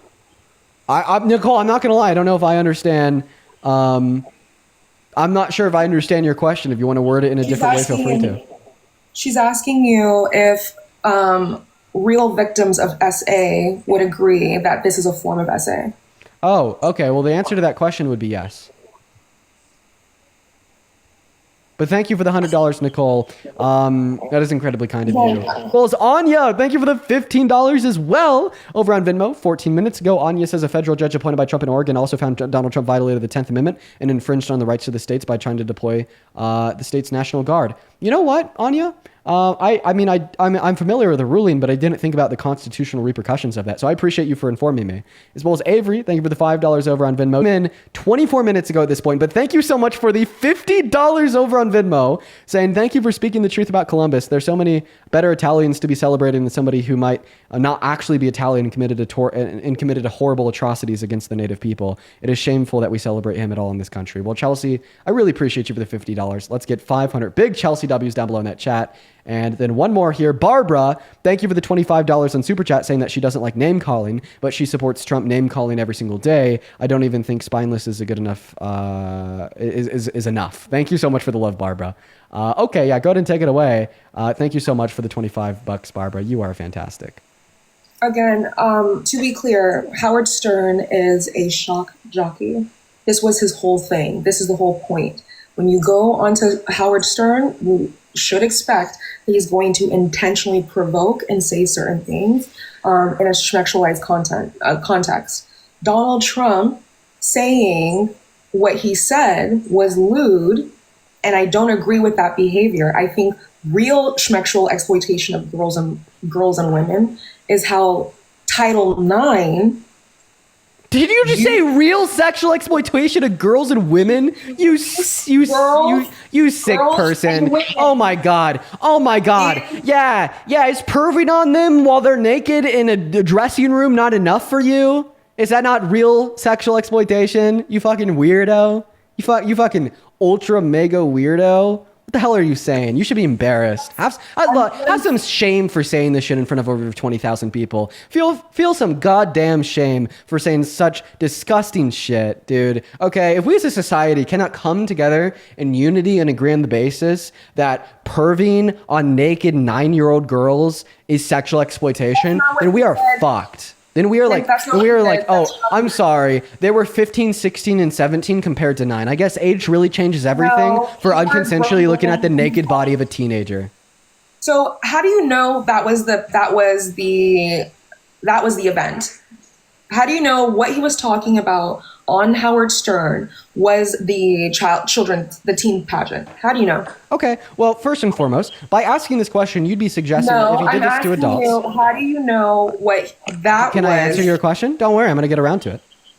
So first and foremost, by asking this question, you're making the implicit assumption that if it didn't happen to children, but rather happened to adults, and it wouldn't be sexual exploitation, and you are wrong. Although women can consent to being viewed while naked, these women didn't consent to Trump, okay? Still sexual exploitation. Thank you so much, because it's still unconsensual. Now, the reason that I possess to know that this happened to girls as well is because of the testimony of the girls that competed at Miss Teen USA saying this happened to them. Easy. So they're there. They're at a beauty pageant that is absolutely hyper fixated on their physical appearance, and also they have consented to be looked at, objectified. Literally, they're competing against one another on the basis of their sex-based attractiveness. That is why they are there. They have consented to compete against other women based off of their physical attractiveness, and he is the owner of said pageant. Arguably, they are aware of the fact that there will be people literally judging them schmexually. Like, that's the point. I don't know. And They're that's aware of the fact that they're going to have people judging them based upon their physical appearance on stage, you fucking silly goose, not in their dressing rooms. Like, holy fuck. No. Like, let me give you an analogy. No, 1 second. Let me give you an analogy to the stupid shit you're saying. Oh, so when I worked at Wendy's when I was 16, right, I was consenting to serving chicken nuggets, burgers, and fries to customers. I was consenting to having people walk up to me at the counter so I could take their order, put it into the machine, and take their money. Therefore, if while I was on shift, I went to take a piss in the bathroom, and some customer came up to me, looked at my penis, and then asked me for a Big Mac, that would have been just fine. Do you see how insane you sound? No, you sound insane. Not only is that a major conflation, that's kind of weird that you would. It's not a conflation at all. You are the one that is saying that, well, because they consented to being judged based upon their physical appearance on stage during the beauty pageant event, that therefore prior to the beauty pageant event, off space, specifically in a woman's only space where they were getting ready for the beauty pageant event, it was okay for Donald Trump to go back there, perv on them unconsensually when they were naked, including kids, you sick freak. First of all, please stop insulting me. Second of all, no. Okay. Sorry, but wine well, cry. I don't know. Okay, that's fine. Okay, but I want to be very clear. I am not saying the behavior of being creepy towards girls is okay. What I'm saying is they signed up for a beauty pageant where they're going to be sexually objectified, and they're going to be with clothes on. They're going to be judged with clothes on, right? Are they consenting to being judged with clothes on or with clothes off? And as the owner of the pageant, answer my question. Did they consent to be judged based upon their physical look with clothes on or with clothes off? Which one? I don't know. Come on, are you seriously that dumb? You don't know if like teens and women at beauty pageants are consented to being judged with clothes on or clothes off? Are you suggesting that teens can even consent to being sexually objectified? Are you trying to have a conversation, or do you just want to project your anger? No, answer that question. Are you implying here, are you arguing that literal teenagers can consent to being sexually objectified while naked? No, that's very disingenuous. Okay, I am saying not what you've been arguing this whole time? No. What I'm saying is, if I walk into your house, let's say I own your house, and you're inside my house as a renter. I have every right to walk onto my property and examine the property. It's my house. I have the right to do that. In a similar sense, you're actually Donald Trump owns the pageant. He was the only reason why he was allowed back there is because he's the owner of the pageant. That's it. It's not considered creepy, lewd behavior or child exploitation when you're literally walking around and, like he said, inspecting. Okay. So your first point, saying that if you owned a property and you rented it out, you would have any and all rights to go into that property whenever you want to examine it. No, you actually don't. Renters have rights in America. Your landlord isn't allowed to walk into your property unannounced. I think in most states they have to give you a couple hours heads up. So you were wrong. But second point, you made the statement that because Donald Trump actually owned the building, that therefore he had the right to go wherever he wanted in that building to inspect, including the women's dressing rooms, right? Not necessarily. What I'm saying is, as the owner, he was allowed back there, and it wasn't considered because he like owned the building. No, because of the pageant. He owns the pageant. Okay, so he owns the pageant. He owns the building. Therefore, he could like go wherever he wants in the pageant in the building, right? No.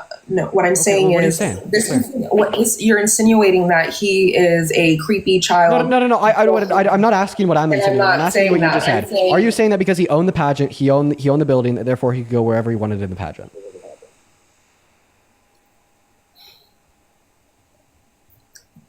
Yes, to an extent. Okay, what's that extent? There could be, if I was in the bathroom, he wouldn't have a right to just walk into the bathroom while I'm using it. Okay, so it's not okay for him to look at you while you're naked if you're actively pissing, but if it's okay for him to look at you while you're naked when you're not actively pissing? Explain that. I think he was clearly stating that before the show starts, he goes backstage. Backstage is where women are getting ready to go on stage. This is an active pageant.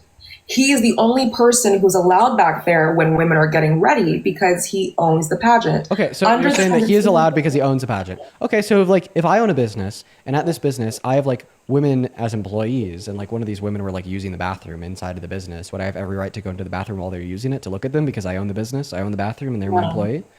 No. Okay, so do you see how your logic just falls apart there and like? No, because I don't know if you've ever done a pageant before. But a pageant and the back where the backstage where girls get ready is not like a bathroom. There are plenty of. It's very chaotic. Specifically where they get ready and they have no clothes on would be the dressing room. You're not walking around.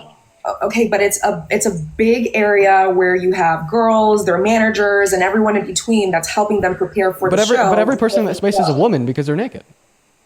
Okay, again, like I am saying, and I think it's actually gross. I'm going to be clear. I'm going to be very honest with you. There are examples of real SA and child SA, and to conflate this as that actually does a disservice to those who've experienced real predatory behavior. Okay, yeah, well, the only individual that's doing the disservice towards victims. That's so you can have your gotcha the only individual here that's doing disservice to victims is you. Disrespecting actual victims. You are saying that it's not real predatory behavior for a 65-year-old man to look at the naked body of a 13-year-old. I think it's more predatory to intentionally change the language of Title IX and allow yeah, it's more predatory. It's more predatory for trans people to exist than it is for a 65-year-old man to intentionally walk into a space where there's naked minor girls to look at their naked bodies. Yeah, if we're talking about infringement on women's spaces, that's one. If we're talking about infringement on women's spaces, yeah, that's one. Oh, okay, yeah. It's such an infringement on women's spaces for trans people to exist, but it's not an infringement on women's spaces, and it's not predatory in the slightest. Can you shut the hell up? Can you shut the hell up while I'm speaking? Not if you're going to be disrespectful. Oh, God. I think that disrespect is probably the last of your concerns right now. Like, I'm going to be honest. Like, the shit that you're saying is so insane. I'd be surprised if, like, you had a long-term survivable career as a creator on this platform after this shit. I mean, you said, and I quote explicitly, it is not real predatory behavior for a 65-year-old man to look at the naked body of a 15-year-old girl. You sick I never said that. That is exactly what Donald Trump said he did, and which you then said was not real predatory behavior. I never said that. So wait, if I'm wrong about what Donald Trump did, what did he do? What did he do? He told us that he walked backstage, no men around, looked at the women and girls when they had no clothes on. How the hell else am I supposed to interpret those statements from concluding that there was a 65-year-old man that intentionally walked into a woman and girls only space to look at them while they're naked? How the hell am I supposed to interpret his words to imply anything but exactly that? Exactly. There is no other way. Thank you. No. There is another way. I'm just curious if I'm waiting for you to finish. Are you done? I'm done. Okay. So are you, by the way. You're fucking done. Oh, you're so done. I don't think that's accurate. I don't think it's accurate at all to conflate what that is and what real PDF files do. Yeah, I don't think it's the same. So how else am I supposed to like interpret what he said there? Could you please tell me? I think with the contextual words that he provided, if you want to play the clip again, you should. Oh, But happily. He very much was just judge women. Now that may be the best idea of all. It's a simple thing. It's a half hour, and we strip it out all over the I would country. say I'm the all-time judge. You own this pageant. You go over. You're meeting the girls. This that. One of them comes up to you and says, "Mr. Trump, you're a very sexy man. You're a beautiful man. You have fantastic hair. Well, you're a powerful man, right? Right? You're a powerful man. Right. I want to sleep with you." Now, you're not the type that would say no. I don't want to hurt their feelings. Right. No, but I mean, you see a beautiful woman, you want to have that.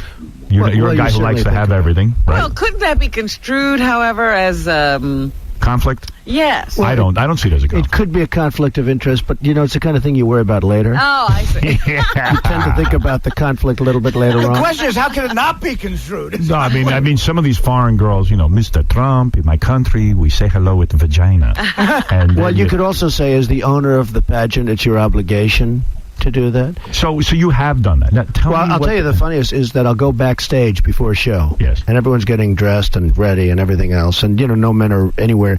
And I'm allowed to go in because I'm the owner of the pageant, and therefore I'm inspecting it. I'm inspecting. I want to make sure that You're like a everything is doctor. good. You're there. Yeah, the dress. Is everyone okay? They're standing there with no clothes. Is everybody okay? And you see these incredible looking women. And so I sort of get away with things like that. So when he says I sort of get away with things like that, what he's talking about is how because of his status, he is not treated the same as other people.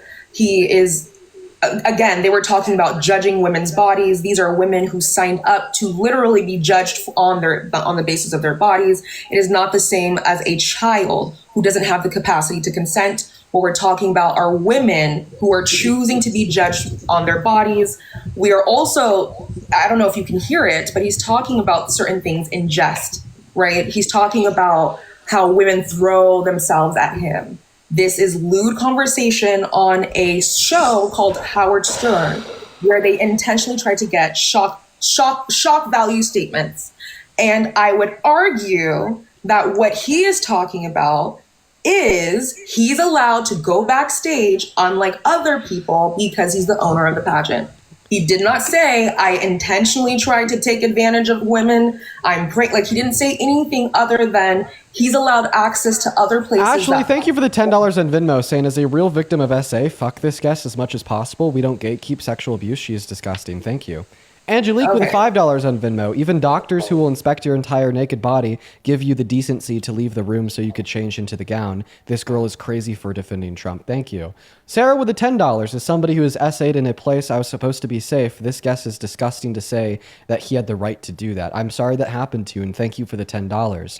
Andrew with a $5. If you go through a private pool and wear a bathing suit, you can assume the owner will walk through the locker room while you're changing. Is that what she's saying? Really good point. Thank you, Andrew. Aaron with a $5. I appreciate you so much for the love. Stefan with a $5 on Venmo says, this woman defending SA is one of the most disgusting humans I've heard on your stream. More power to you. Thank you for the $5.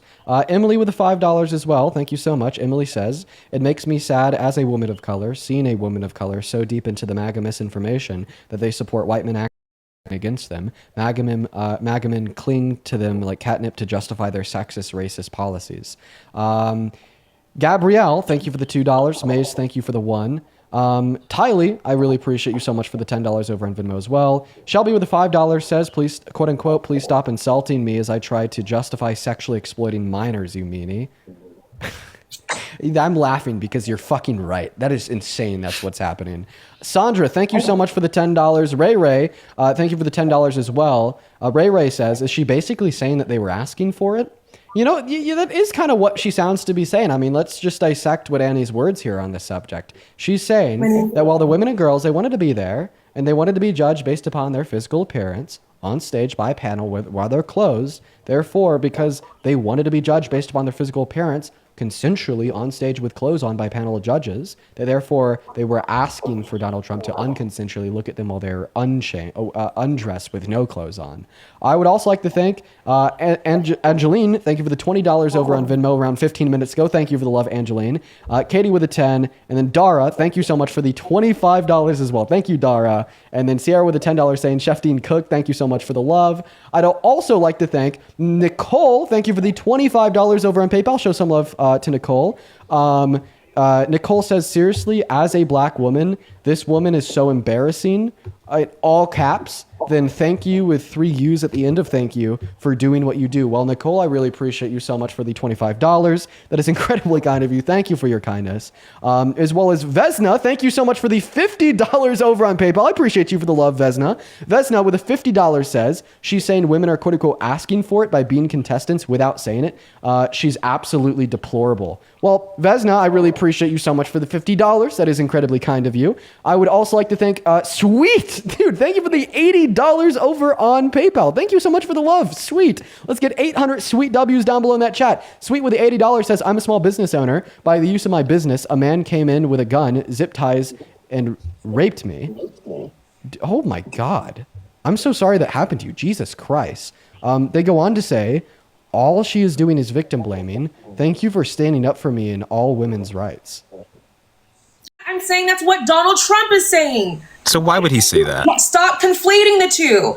I've already specifically told you, Dean, there are things as an individual of this person I do not agree with. His personality, there are certain things I do not agree with. Certain things should be indefensible. That is what Donald Trump is saying, and me breaking it down doesn't mean the individual. Breaking down, all right. Listen, I don't know if you possess some sixth sense. I don't know if you possess some sixth sense that you can somehow decipher the goddamn disgusting rhetoric coming out of this guy's mouth. But I'll read it to you again. Well, I don't think the male students have been hurt by it. In fact, they're going around bragging about it, as I understand it. So I don't see a lot of damage done. That's the thing. You don't see the damage that's done. There's a great deal of damage that is done for boys who are raped by older women, including myself. I'm a victim of CSA, okay? A similar set of circumstance happened. You don't see these things on the surface. And for Donald Trump to make a joke out of this, and he's smiling and laughing during this clip. You can't see it, but he is laughing. Okay, this ultimately what it does is weakens the severity of rape and normalizes this kind of behavior. So I again ask, how is one reasonable person to distinguish what he is saying versus what you believe is an actual legitimate rapist and groomer? So to be clear, I was able to infer, based off of what he said, that because the victims of rape are male, they probably wanted it. They liked it. They do not take it as seriously.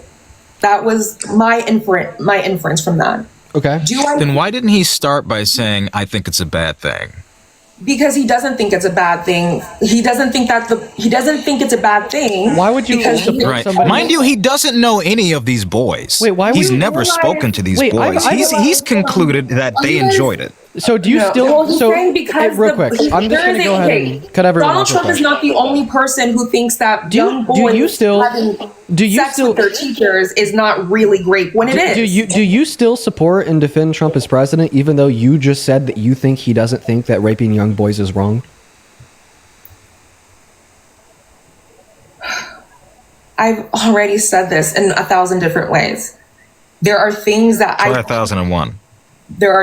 Okay, first and foremost, that is rape, right? And I do think young boys can be raped.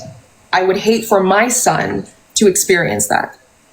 So when people like Donald Trump, because it's not just Donald Trump, it's the teachers, it's everyone within our culture that normalizes this type of behavior. Boys can't be raped because there's an assumption that boys are hypersexual. Donald Trump and a lot of people in society who think on those terms, I morally disagree with them on a fundamental level. Right. So you disagree with Trump because this statement normalizes CSA against minor boys. I disagree with the idea that young boys cannot be raped because they're boys. Trump doesn't agree with that. Trump does not agree with that statement. He says, I don't think the male students have been hurt by this. So I don't see a lot of damage done. To be clear, the reason why I support Trump is not because of his personality or the What idea. if this was a girl in this case? Well, I don't see any girl students hurt by this. In fact, I don't see a lot of damage done. They probably liked it. You may speak. Like I said, with the male example, I would also say that's gross on a moral level. Why won't you say it's indefensible? Because that's how I talk. Do you agree that it's indefensible? Why? Obviously, Okay. children being If it was obvious, you would have said that. So now that No, you I've agree said that it it's 1,000 indefensible. times. And No, you you're- didn't. So now that you Okay, agree that you it's wanted me to say it 1,001 times. here's I'll where say we're at. 1,002. So here's where we're at. There are certain things that I do not agree with. I'm going to take the mic real quick. Here's where we're at. We're at a point where we've now come to the conclusion that you agree Donald Trump thinks that young boys can't be raped, and you agree that's indefensible. Okay? You also agree that Donald Trump would walk backstage and look at the naked bodies of women and girls unconsensually, but yet you defend that and you say that they were asking for it by being a beauty contestant pageant to begin with, and you think it's fine. Considering these facts, how can you still support him as president? Again, Donald Trump is not responsible for the minimization of male essay. He is not. Nobody said that. He's contributed No, to it. I'm answering the Yes, question. he's absolutely in part responsible so- for the contribution towards the minimization Okay. of essay towards young boys. Absolutely. He is not the reason. No Right? It is single a- person is the reason. This is Correct. This is a straw man I'm of an really argument. sorry. I thought you were asking me to answer. Okay, I'm just saying, like, no single person would be the reason. This is a straw man of an argument that once again Right, is just right. attempting to minimize the harm. Okay, all right. So perpetuated you don't by want Donald to Trump's hear from statement. me. So, if I may finish, it is a cultural norm to normalize that, and it's dysfunctional and it's incorrect and it's problematic. What he said on Howard Stern, the fact that Howard Stern even has a show, is morally gross and disgusting. I do think that there are certain, if you don't It's want just funny because Biden was on the Howard Stern show and didn't say gross things about his daughter's ass, but okay. but he did pardon his addicted That's son. not the same. What, is that a sex crime? Well, it's not a Oh, yes? It's not What a, are you even saying at this point? So it's a sex crime for Biden to pardon Hunter Biden for criminal offenses related to drug use, but it's not a sex crime for Donald Trump to sexually exploit by young girls by unconsensually looking at their naked bodies in a space only for women and girls. You are delusional. Can we like? You see how low you have to Delusional. stoop to like conflate those things not that what aren't I- even remotely It's comparable? So delusional. Unbelievably it's delusional. exploitation for a president to use his power to pardon his son. How's that especially exploitative? Because do you not believe? Do you think it's appropriate for a sitting president to use his executive power to personally benefit his children? You said it was Yes. exploitation. How is it exploitation? It's exploitation and it's abuse of his power and influence. Arguably, if President Biden did not have that, How is it an abuse? It's his power. Yes. I wouldn't say that's an abuse of power. It's his power to do that. it is his power to do that. How's it abusive? How's it exploitative? It's exploitation because he's using his status and the powers that come with it as an Gotcha. opportunity. But it's not exploitative when a manager of Miss Teen USA is entering in children's spaces and looking at their naked bodies. That's not exploitation. That's not a gross misuse of power. The president But a doesn't pardon own the is United States. The a president pardon, doesn't own a constitutional authority is gross to you. Yeah, I think it's gross to pardon your drug-addicted, prostitute-buying son from the consequences of his actions just because you're president. As the president, you are the president for everyone. First of all, let's not fucking stigmatize addicts here, okay? Hunter Biden has been several years clean. That's number one. Secondly, he wasn't charged with prostitution or whatever the hell else you're talking about. Okay. He had a drug crime. He had a drug charge. Excuse me. He had a gun charge, and he had a tax charge. Okay, Right. that's I think a reasonable thing for you to pardon. Right, and by the way, I will absolutely take the pardon of somebody for a non-violent criminal offense that was likely only prosecuted because he was the son of Biden, compared to Donald Trump pardoning 72 individuals that were convicted of violent crimes, including attempted murder on police officers at the Capitol on January 6th. Oh, and by the way, after Biden pardoned Hunter Biden, right, he didn't then parade his son as a patriot the same way that Donald Trump paraded the 72 violent offenders that tried to kill cops on January 6th that he let out of jail as patriots. I think that there's a big difference here. See, it's funny because regardless of what argument you try to run, ultimately Donald Trump has done worse. And the cognitive including dissonance, prostitution.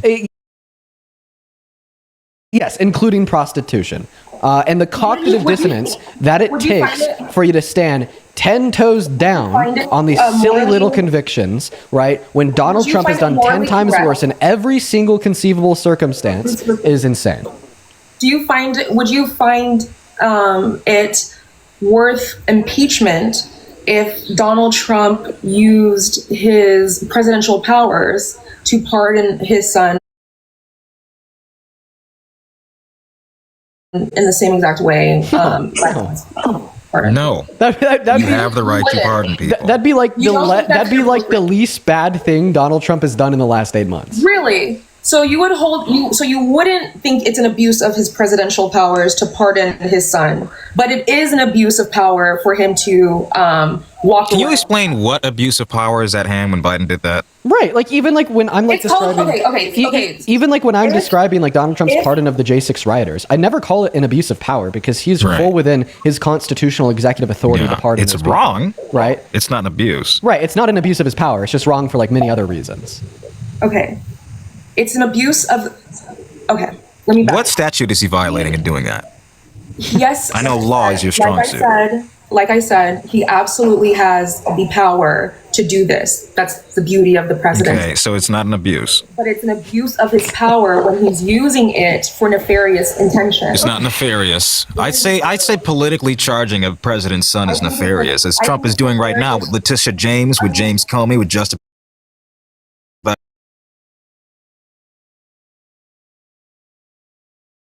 Posted that like what was supposed to be a private DM to his AG Pam Bondi on Truth Social, like telling her to like create special counsels to prosecute these people. Do you understand that like special counsels are supposed to be like independent from the presidency, independent from like any like type of partisan DOJ, and are supposed to operate on their own? And like it came out that he was like specifically requesting for a partisan dependent special counsel to be created by the AG to like answer to his beckoning call by prosecuting his political opponents. That is like definitionally speaking an abuse of power. Right. I'm going to go thank a couple people. Witch Woman, thank you for the $10 over on Venmo.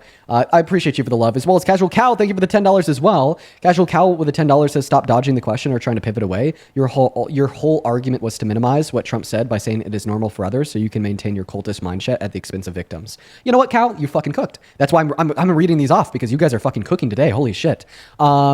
Nia, I appreciate you so much for the $10 over in Super Chat. I'm not going to read that one out because we know what happened last. $10. As well as Zach, thank you so much for the $20 over on Super Chat. I appreciate you for the love. Zach with the $20 says, this lady is so gross, will literally defend anything he's done and says. Absolute lunatic. Hey man, super duper bass. Appreciate you for the $20. Couldn't agree with you more. Let's see who else here. Marilyn, thank you so much for the $50 over on Super Chat. Let's get 500 Marilyn W's down below in that comment section. Marilyn didn't attach any message, just the love. Thank you so much. Nike with the 10 Canadian dollars says, I swear to fuck, if that is a woman defending Trump tooth and nail for that, I'm so happy. My niece, we need in America. I'm so happy for my niece. We need in America during those times. There's probably some type of like typo at the end of the sentence. Unfortunately, I can't like reword it to understand what like the original sentence was supposed to mean. But thank you for the love, Nike, as well as Feisty. Thank you for the $10 over on Super Chat saying, as a survivor, she's harming us. Yeah, absolutely. Anybody that would like perpetuate like the minimization and normalization of like Donald Trump's actions and her rhetoric in this sense absolutely would. And I mean, she's just standing 10 toes down on it. Thank you so much, Chloe, for the $10 over on PayPal. I really appreciate you so much for the love. Nicole, thank you for the $5 on PayPal. Xander with a 5. Danessa with a 3. Anna, thank you so much for the $10 on PayPal, saying I left for 20 minutes. I come back and she's still defending sexual exploitation. She's crazy. Thank you for the $10, Anna. As well as Heidi, thank you so much for the $10 over on PayPal as well. Heidi says, as somebody who has been watched without my consent, it is absolutely sexual exploitation, and this girl needs to get pushed. I'm really sorry that happened to you, but you are absolutely right. It is sexual exploitation. Absolutely. As well as Dana, thank you so much for the $50 over on PayPal. Let's get 500 Dana W's. That is DANA. Thank you so much for the love, Dana. That is seriously so incredibly kind of you. As well as Alexandria, thank you for the 5. R, thank you for the 10. Beth with a 5.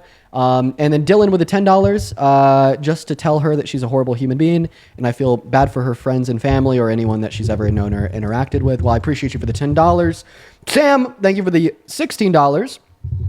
Sam with the $16 says, hey, Dean, I was here last week when she was trying to justify racist stereotypes about violence. The way that she jumps through hoops to justify Donald Trump's vile actions and speech just proves how disgusting of a person she is. Oh, that's right. Yeah, last week she was literally like trying to argue that black people are inherently violent. I recall. Yeah, that one was crazy. I forgot about that until now.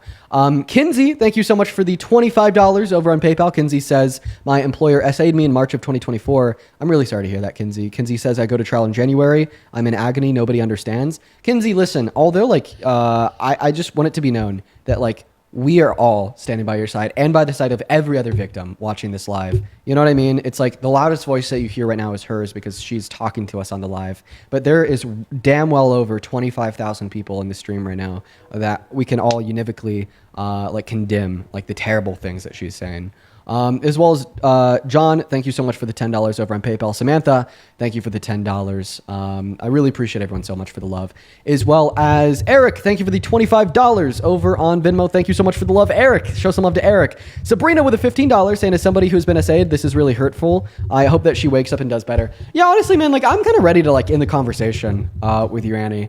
I'm not gonna lie, I want to be able to prove you wrong in debate and demonstrate why nobody else should agree with you. But it's kind of getting to a point now where it's just this is just making thousands of people so uncomfortable and hurting so many victims. I don't even know if it's worthwhile continuing this conversation. I'd also like to thank, not done. Ayusha, thank you for the $10 over on Venmo. Thank you so much for the love. As well as Jade with the $15. Thank you so much, Jade. And with the 5, Addie with the 5, Lauren with the 5, and Sarah with the 5. Thank you so much. You guys are so incredibly kind. I would also like to thank Kimberly 18 minutes ago with the $20 over on Venmo. Kimberly says, people like this are the reason I was afraid to say anything as a 7-year-old who was SA'd for 3 years straight. I only came forward after he did it to somebody else years later. Kimberly, I'm so fucking sorry to hear that happened to you, man.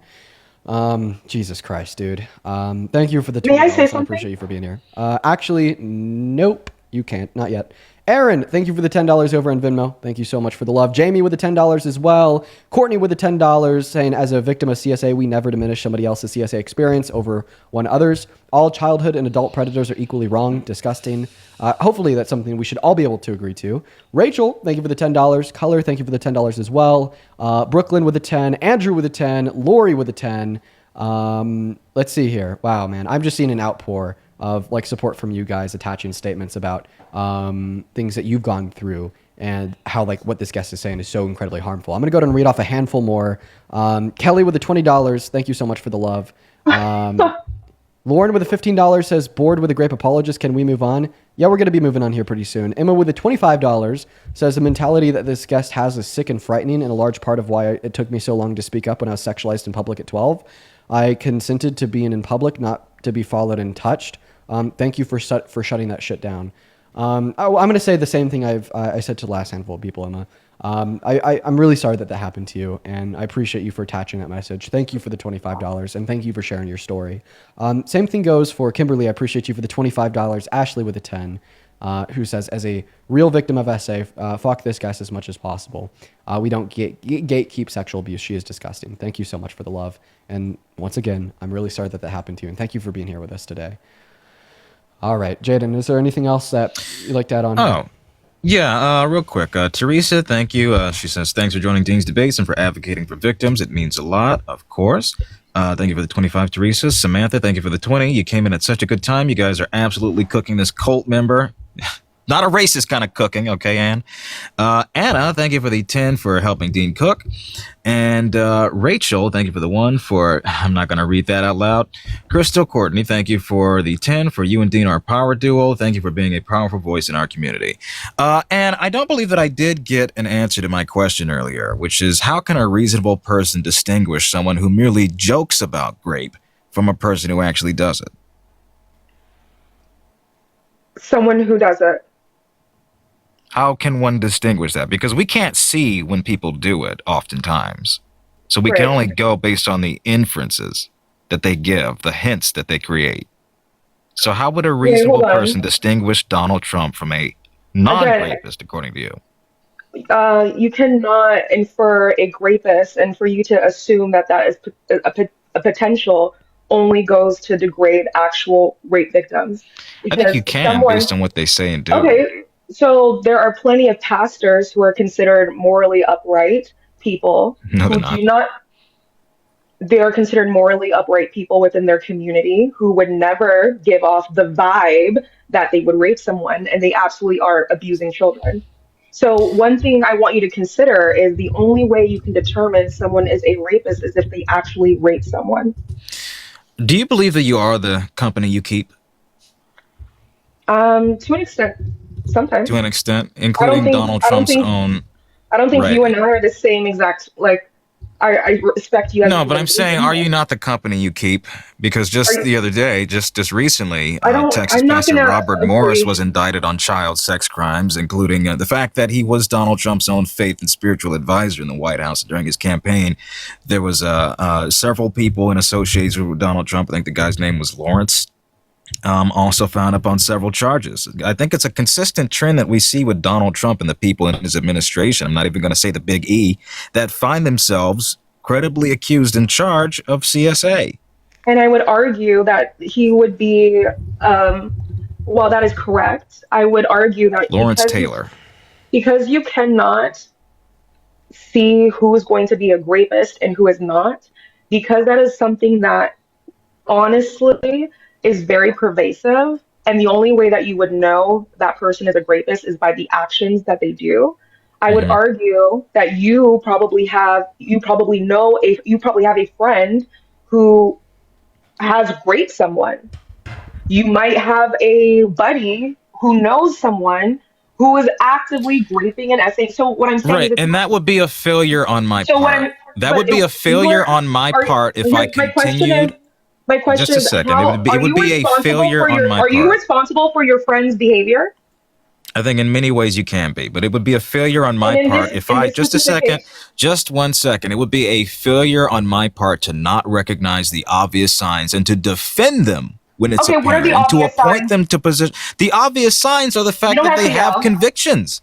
Lawrence Taylor was convicted of this. You are using my example. I'm saying, what are the obvious signs? The signs are that these people have prior convictions and have still been given opportunity and voice within this White House. That would be an obvious flaw of me to continue to hang around these people and defend them, knowing full well Brett Kavanaugh as well was credibly accused of this. It would be such a slight on my character if that was a pattern of behavior, and these were the people that I constantly coalesce myself around. So Hunter Biden has a few convictions. Are you saying he's going to be a rapist? What? Exactly. So you are, Jaden. I said CSA. These are people charged with these things. Jaden, please stop yelling at me. I'm not yelling. I know because I'm black and you hate yourself that it sounds like yelling. First of all, that isn't what this is, and the fact that you're projecting that onto me says a lot about you. It's not projecting, because I didn't say you were yelling. I didn't say you were yelling. Jaden, please let me finish. When you say, how can we discern between who is and who is not a rapist? And I say the only way there was more to that question. Don't leave the rest out. I'm going to interrupt because that's not what I said. There was more to that question. How can you discern who is a rapist and who's not based on the rhetoric that is identical? And what I am saying to you is the only way that you can discern is by the person who does the action. Are you telling me that if you had friends who joked but if you don't know that they've done the action? Please. If you have friends who joke around wanting to grape people but never do it, you mean to tell me that's a rapist? Versus the guy or the teacher who abuses their position of power and then actually rapes the child. Like, Yeah. Here's what I'll say to that. Here's what I'll say to that. Hold on. You asked me a question. Here's what No, I'll say I'm to actually that. not. Here's I'm what I'll giving say you to that. context. No, you're done. The Stop question talking, please. is, Listen, the question I is, can how can you absolutely infer discern that between person. who is going I to be can a rapist absolutely when stop talking, please. there are children who get raped by their teachers? What vibes were the teacher? What rhetoric were the teachers giving to give that Right. they would be rapists? Right. Yeah, I can absolutely infer that based on How? credible accusations, based on the things that they say and joke about openly and privately, based on their own admission, based on their refusal to give up DNA because it could criminally or even civilly implicate them in a crime, based on the people that they constantly hang around and defend when people accuse them of such things, such as Lawrence Taylor, such as the megachurch pastor, his spiritual advisor. This creates a pattern of behavior that is so goddamn apparent. I'd hope that you take off the rose-tinted glasses to see it. Okay? All of these things in a vacuum show somebody that either doesn't take grape seriously when it occurs around their inner circle or is capable of doing it themselves, which Trump is, because a judge ruled on that and a jury of his peers ruled that. Okay, so do you believe that's true in general or just in the case of rape? What? That if someone jokes about certain things, they're probably doing that thing. Was that all that I said? No. I'm asking Okay, you. there's Do you more to think that. I do but think do you that a think that person applies is to- absolutely, yes, I do think a person is more likely than not culpable of such things, or at least Okay. doesn't believe it's as serious as it should be. And so if they don't take it seriously, you think that they're capable of doing it? Yes. Okay, Now so, you're getting it. Okay, so question, and this is for all the men who are hearing me now. Have you guys ever joked about Guess we'll never know what her question is because I kicked her. We're going to move on to the next guest. Go ahead and hop in that queue if you happen to be an American adult that supports Trump. We'll get you pulled up here. I'm sorry. That conversation just went on like way too long. That was nauseating. Yeah, no, like, dude, oh my God, dude. You know what really gets me? What really gets me is just the fact that she's not just like the only person that thinks that way. That is like the silent majority of Trump supporters. Yeah. I bring up that clip to many Trump supporters on this live. I would say more often than not, they turn around and give a similar reaction to what she did. Okay? Mm-hmm. It is like engaging in a conversation about Donald Trump's sexual misconduct, about his rape case with E. Jean Carroll, about his sexual exploitation of the girls at Miss Teen USA, or even that clip that you brought up that I didn't even know about where he said that, you know, I'll send it to you. Please do. Little boys isn't wrong because they like it or whatever the fuck. Like, I think that really it exposes where the lines like fall in this country. No conversation generates such insane, ludicrous, immoral, wacky outcomes than that conversation. And the fact that so many people in this country think very similar to the way that she does, and all you got to do to figure that out is to criticize Trump for engaging in said sexual misconduct and then listen to their response. It's appalling. It's sickening, man. It's and above all, it is so genuinely upsetting. It is so genuinely upsetting. I do these debates for 4 hours a day, 7 days a week, and have for the last 2 years. And after doing them for so long, I've built up, a really good ability to not get upset when I'm talking to people about the craziest shit ever, right? And I need to be able to have that ability to have like good dialogue where I'm able to effectively prove them wrong using like reason and fact. That's what I need to do to be a good debater, right? But that conversation is one that I will never be able to like grow indifferent to, because that rhetoric, those beliefs are just so genuinely gross, upsetting, and insane. It just absolutely insane. And it harkens back to 2016 when the Access Hollywood tape came out, and there were people that actually wore and sold shirts and hats that said, "Trump can grab me by my you-know-what." And I think that self-degradation, that minimizing of that trauma and that pain is so entrenched in Republicanism and Republican policies and beliefs that I don't know how exactly the women can respect themselves. Clearly they don't. But it's such a sad state of affairs that this has become normalized and that this is even debatable. That a person can't unequivocally say that a person who downplays CSA is wrong. It's an embarrassment. Yeah, man. We're going to move on to the next guest, Nathan. Go out there, protest October 18th, No King's Day 2.0. If that last conversation doesn't incentivize you to get involved with your local community, to go out there and protest for the future of this country, for the sake of our children and the next generation, guys, I don't know what will. What's up, Nathan? Do you support Trump as president? No. No, you don't. Well, I appreciate you for popping up. I hope you have a good rest of your day. We're going to get that next guest up in here. Just please make sure that we're following the rules if you happen to be in that queue. Just make sure that you're an American adult that supports Trump as president. And we'll get you loaded up in here. We're going to get that next guest loaded in here right now. There's a handful of people that I would like to thank.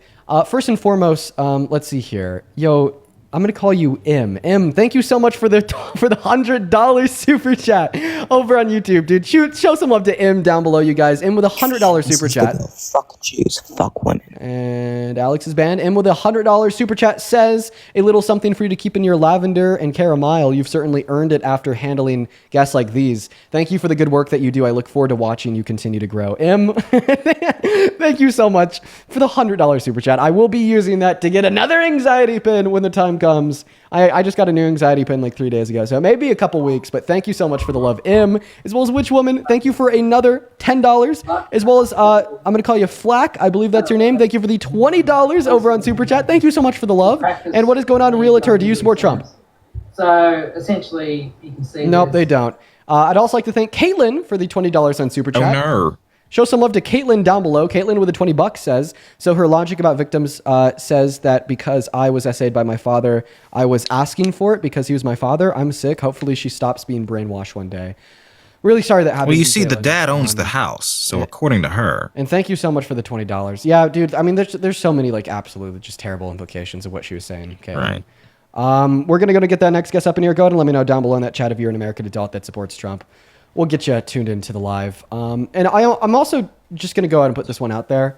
Yo. Oh, what's up? How old are you? 19. 19? What year were you born in? 06. Do you support Trump? Yes, sir. All right. I'm going to go and thank just a couple more people, get caught up, and then I'll give you the mic. There's been a lot of people showing a lot of love, so I have a couple of people to thank. I just want you all to know that I'm incredibly appreciative for you. Courtney, thank you for the $5 on Venmo. Another Courtney with the $8, thank you. Jonathan, thank you so much for the $25. Jonathan says her son needs to be checked on. I can't finish that message, Jonathan. I shouldn't even have said that. Thank you for the $25, Jonathan. As well as Corey, thank you so much for the $7 over on Venmo. Thank you so much, Corey. As well as Juliana with a 1, Daisy with a 50 cents. Bonnie, thank you so much for the $5 as well on Venmo. Valerie with a 10, Juliana with a 10. You guys are awesome. Thank you all so much. I'd also like to thank Katrina for the $25. Katrina says thank you for kicking her. Yeah, Katrina, we got her out of here. It was time to get her out. Thank you so much for the $25. As well as Laura with the $20. Laura with the $20 says the way that you waited until the perfect moment to kick the rape apologist just made my night. Cheers. Well, I appreciate you for the $20, Laura. As well as June, thank you for the 10. And Shane, thank you so much for the $40 over on PayPal. And hey, Shane, I'm going to go ahead and just keep that message to myself. I bet you could assume why, you know what I mean? But thank you for the $40, and I want you to know that I did read your message, and you could probably assume how I feel about it. Thank you for the $40, Shane. Emily, thank you so much for the $11 over on PayPal. Thank you, Emily. Jillian with a 5, Rachel with a 5, Dominic with a 2, and KB with a 5. And I think that we're all caught up. I do want to say, if I did miss, like any of the messages, because there's a couple that I didn't read out loud, just know that I read them to myself, and I really appreciate you so much for your kindness. But Evan, go ahead and take it away. Tell us why you support Trump. By the way, I just want to say congratulations for your success. And so do you think that if Kamala Harris was president, do you think that a lot more how can I say this? A lot more Mexicans would be in this country? I mean, in USA. If Kamala Harris was elected, do I wish that would there be more Mexicans in America? Yeah. No. Do you think there would be more instead? Do you think she would let a lot more in, more than Trump has? What about just let's not use the word Mexicans. Let's just use the word immigrants. Not all immigrants are Mexicans, and not all Mexicans are immigrants. I think that there'd be more like for instance legal immigration into America because she supported the bipartisan border bill to hire more judges to expedite more like legal claims of immigration. Okay. Well, that's all I wanted to ask. Well, thank you so much for letting me up here, and congratulations for your success, man. Oh, okay. Okay, Evan. You have a good one. Okay. All right. Jaden, how you doing today, man? Yeah. I'm doing well. I meant to say this yesterday when I was on, but an episode of Beavis and Butthead aired last night on Comedy Central. I was a voice on that one, so that was a lot of fun. Dude, no way. That's sick. You know, I got to say, Yeah. I enjoyed our co-host yesterday. It's pretty nice just having like a second mind to kind of bounce like ideas, to bounce ideas off of like in response to what the guests say. I will say like there's many points in like the stream where I'll honestly like kind of get tired. You know what I mean? Mm-hmm. So it's kind of nice to have. I don't blame you. So I appreciate Thank you. For you. I being here. appreciate it. It's nice to be here. Yeah. All right. We're going to go to get that next Trump supporter loaded up into the box right now. What's up? Do you support Trump? Yes, I do. And how old are you? I'm 23. Cool. Let me go and thank one person here. Goda, thank you so much for the $25 on PayPal. Goda with a $25 says, hope you have an amazing day, Dean. Thank you, Goda. Let's go to get 250 Goda W's down below. It's good to see you again. You've been here for a while. Appreciate you. All the love to you, Goda. Go ahead and take it away, man. Tell us why you support Trump. I support Trump, basically because he's gonna kill the niggers and the Jews. Fuck the niggers, fuck the Jews, fuck the niggers, fuck. We're going to ban them and move on here. Emily, thank you so much for the $5 on PayPal. I appreciate that. We got that next Trump supporter loaded up right now. Make sure if you're in that queue that you are an American adult that is pro-Trump, folks. We got that next guest loaded in right now. What's up? Do you support Trump? Hello? Hey, what's up? Do you support Trump? Yes. Hey, Lonnie. Okay. Yes. All Yes. right. And how old are you? I'm 19. Okay. What year were you born in? 2006. Okay. Why do you support Trump? Because I really think that the Democratic Party likes to shove their fingers up their ass. It's so funny. Go away. She's still in Ollie's flow, dude. She's still in Ollie's flow. Ollie came up on the live, said that, then like made a video out of it and got like 250K views. It's funnier the first time. It's not funny anymore. Okay, not funny anymore. Yo, Juan, thank you for the $20 on Super Chat. I appreciate you for your words, Juan. Thank you for the $20. But I think that you need to come over to the left, man. And if you're a Trump supporter, you should hop up on the live. But I appreciate you for your kind words. What's up? Do you support Trump? How do I leave this? I got you. I'll ban you. Moving on to the next guest. Holy shit, yo, Crystal! Dude, thank you so much for the $50 over on PayPal, Crystal. Holy shit. PayPal, Crystal. Holy shit. Ooh. Hello? Can you hear? I banned him. He's driving. Moving on to the next guest. Crystal with the 50 big ones over on PayPal, dude. Show some love to Crystal in that chat. Says, thank you for the way that you use your voice to stand against fascism, racism, and hate online. As a mom of black and brown children, my heart swells with pride seeing somebody speak so powerfully and fearlessly for what's right. Thank you. Thank you so much, Crystal. As well as I see that you attached a little bit more to your message. I read that to myself. Crystal, thank you so much for your kind words. Seriously, you and everyone else, you guys have been so kind today. All the love in the world to you. Thank you so much, Crystal. What's going on, Sabrain? Do you support Trump? Hey, what's going on, man? No, I'm an independent, but I had a really good question for you. I'm sorry, man. We are just looking for like one last Trump supporter of the day. I'm probably going to get off after this last conversation, guys. I'm not going to lie. Like, I'm not actually like, not really like feeling too well after that last convo. Yeah. So I'm going to do one more debate and just get off for the night. Should I go live? Is Parker going live? What's going on? I think that Parker is getting back on. I don't know when. I could ask him. Okay. What's up? Do you support Trump, Zach? Yes. Okay. How old are you? 20. And how long do you expect me to believe that for? I'm born in 2000. Come on, do the math. Get out of here. Dude, that's 20 years. Get out of here. We're going to go to... I'm 35. We're gonna go to get on to the next guest. Nah, good try though, bro. Good try though. What's up? Do you support Trump? Hello? Gabriella? Oh, no, I do not. Sorry. No worries, dude. No worries. You know, so like I usually get kind of like upset or annoyed when it's like we got a bunch of people in the queue that aren't Trump supporters. But like right now, I'm like actually kind of just enjoying it as like a cool down period because I feel like all of the guests today have just been so insane. You know what I mean? No, like a you're nice lucky. Most of my lives are just cool down periods. You're not funny. What did you say, Jen? I don't know. I have not been getting debates, so like I kind of have to hop in these kinds of streams, you know. Yeah, man, dude. I think I told you this over on Discord, but it's like I need to have like 6K minimum people in the stream to even like try to find a debate. Oh, I could only dream. Yeah, dude. It's insane. Yo, what's good? Do you support What's Trump? Yes, sir, I do. Okay, what year were you born in? Come on, this is an act. 2006. I know voice acting when I hear it. Now stop How with the am I accent. voice acting? I could tell this isn't a real person. Okay. Oh, okay. Okay. Well, what are you here for? Kicked them. Banned. Moving on to the next guest. Here we go, folks. Let's get that next guest loaded up in right now. We got Sean connecting to the stream. Here we go, folks. Yes, I do. Who's that? Apparently, that's how they sound. They think that's a real accent. What's up? Do you support Trump? Yeah. Age? 18 May 8th, 2007.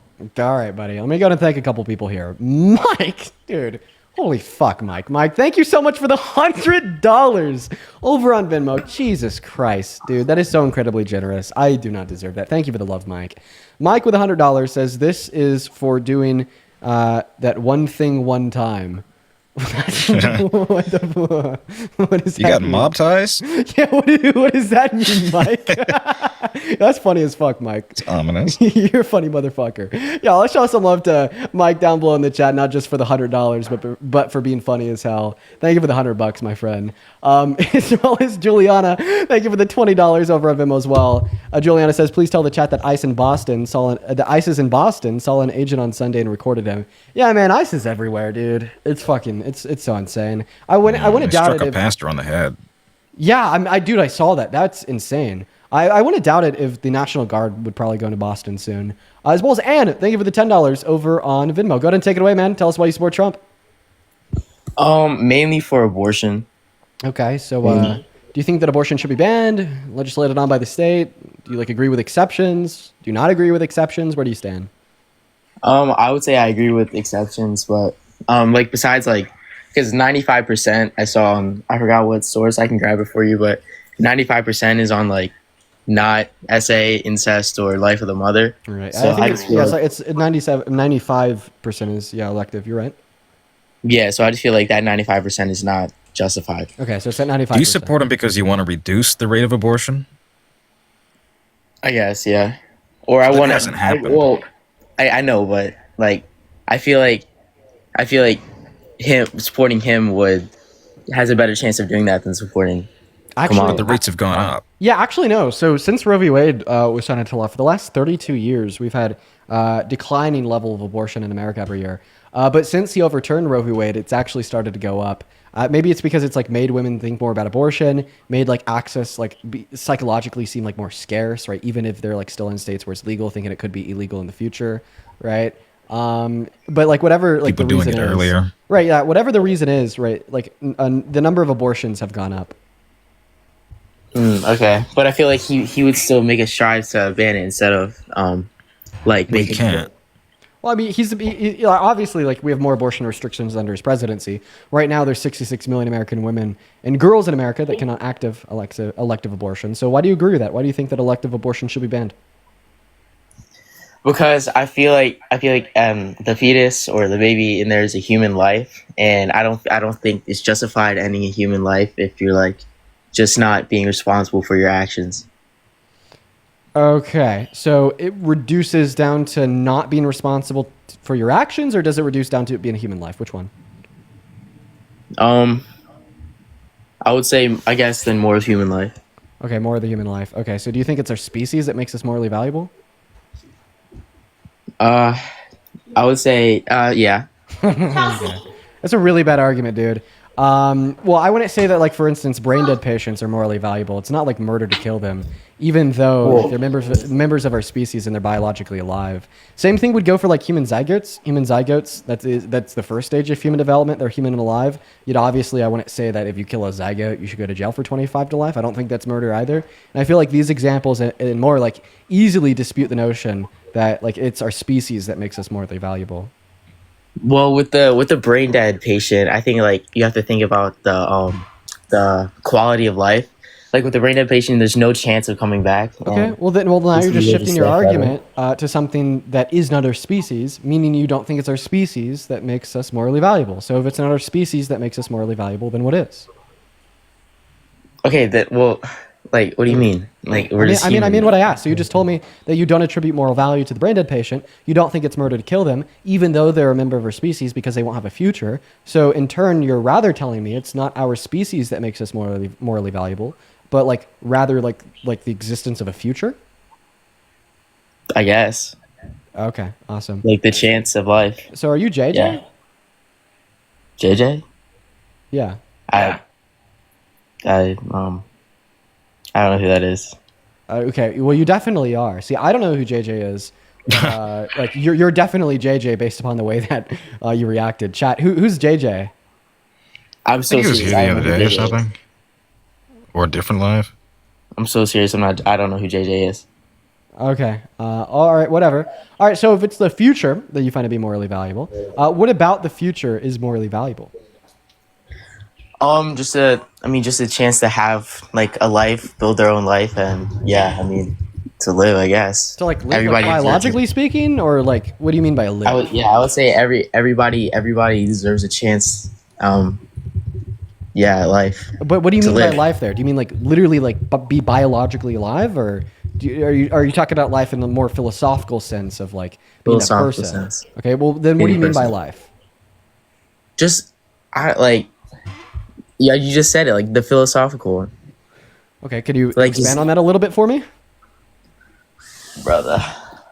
Like just living throughout life, like experiencing things. Okay, so subjective experiences. So you're saying that subjective experiences or consciousness equals right to life, and because the fetus will be conscious in the future, therefore you're going to extend the right to life to the fetus now. Yeah. We never grant rights to people or things based upon things that they might be or might possess in the future. Like for instance, being 21 equals right to buy alcohol. A 15-year-old will be 21 in the future. Does this mean that we should give the 15-year-old the right to buy alcohol now, or do they actually have to be 21 first? Well, that's just like completely different. No, it's using that same foundation of identifying a trait that grants a right, then identifying an entity that will have that trait in the future, and seeing if we think that we should just give it the right now. Obviously, we would say that the 15-year-old should not get the right to buy alcohol now, even though they will be 21 in the future. They have to actually be 21 first before they get that right. Very similarly, I agree with you. It is consciousness. It is sentience that grants you the right to life, that makes you morally valuable. But I just think that the fetus actually has to be conscious, actually has to be sentient, actually has to have a mind before they get that right to life, which right now, according to neurodoctrine studies, is most likely to emerge at around the 20 through 24 weeks point, with the thyrocortical connections. Okay, can I ask you, why does potential personhood take precedence over bodily autonomy? Well, because in my opinion, I feel like not talking about the exceptions. Like if you have a kid, like that was your choice to have that kid. Even if you use protections and all that stuff, I just feel like you assume risk every time. And I don't think you're answering my question. So more specifically, why should non-sentient life take precedence over sentient life? Well, because at the end of the day, they're both human, and I believe both. But one is non-sentient. I get that that's your premise, but I'm asking why should one hold more moral value over the pre-established sentience? They have the same moral value. You don't believe that? Why not? Because as it relates to a brain dead person, you don't believe that they have the same moral value. Because of the quality of life. I'd say that capacity is equivalent to that of an unborn baby or fetus here, okay, that has no brain capacity, that has no sentience. I think they're at the same moral playing ground here. Yeah, well, I would say all of them have the same moral value. It's just the quality of life. Like that's what quality of life does a fetus have that's akin to born person. Eventually, they're going to grow into a human. Right, Like, which is the question, why should something that happens eventually take precedence over something happening now? Because it's a human, has human DNA. This is a little circular. You got anything else, Dean? Well, I mean, yeah, what I'll just say here is now you're appealing to the species of the fetus and arguing that it is morally valuable and has the right to life. But I thought that we already disputed that notion and had you agree that it is not our species that makes us morally valuable when you agreed that a brain dead patient isn't morally valuable, even though a brain dead patient is a human with human DNA. Okay. Right. So, Sure. So Jaden is right. You are running a circular argument, but like the foundation of your circular argument, that being granting moral value to the fetus predicated on its species, right, is totally contradictory, right? As you do not apply the same principle to brain dead patients, meaning that you are not only internally contradicting your own position, but your special plane as it would relate to the fetus. You just have like a cornucopia of like a logical mess here with your position. Okay. Yeah, that's pretty much it. All right. Okay. Chat. I said that was going to be my last guest of the night. Should I do one more?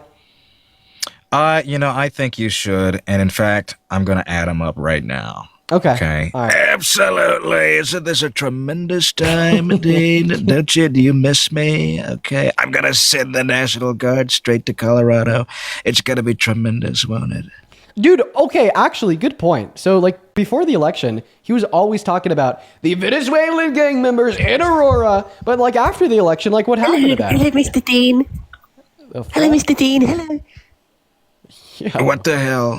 what the fuck? Can you shit in my face, please? Whoa, dude! Absolutely. Whoa. I absolutely do. Whoa, dude. I do that with all my supporters. They eat lots of shit. But listen, we're doing a tremendous job, Dean. I don't even know what you're talking about, the whole migrants that I blamed in Aurora. It's not really relevant. But we're doing a tremendous job, and you can't even say thank you. You don't even wear a suit when you do this. You're just like Zastinky, and it's horrible what you're doing, frankly. Zastinky. I'm surprised. I'm surprised he actually hasn't called him that. I'm surprised too. Don't give him any. Really, it's kind of surprising. Don't give him any ideas. Okay. All right, chat. We're looking for our very last Trump supporter of the evening. So if that's you, if you're a Trump supporter, go ahead and hop in that queue. We're going to get you loaded up. I'm going to be honest with you guys, though. I'm like pretty tired and worn out of it. So this is definitely going to be the last. This is going to be the last guess. Emily, thank you for the $20 over on Venmo. I appreciate you for that, love. Emily with the $20 says, I'm a nurse and I work in oncology. As an RN, healthcare is completely fucked right now, and a lot of my patients are potentially losing their accessibility to cancer care, all because of the orange man. Keep spreading valid and evidence-backed info to the uneducated public. Listen, Emily, I really appreciate you for the work that you do on the ground. My sister works on an ER, so I know how, like, oh, sorry, Jaden, hop back in that queue. I tried to kick a guest that's like loading in and I accidentally kicked you. Yeah, I tried to kick Emily. Hop back in that queue, Jaden. So I just appreciate you for the work that you do, Emily. Thank you so much. It was another Emily. There's an Emily trying to join the live and, of course, the Emily with a $20 donation. Please show some love to Emily over on Venmo. Thank you so much for the love. So nasty. I'm so nasty, quite frankly. As well as Bree. Thank you so much for the $10 over on Venmo. Thank you, Bree. As well as, let's see here if we have anybody else over on PayPal.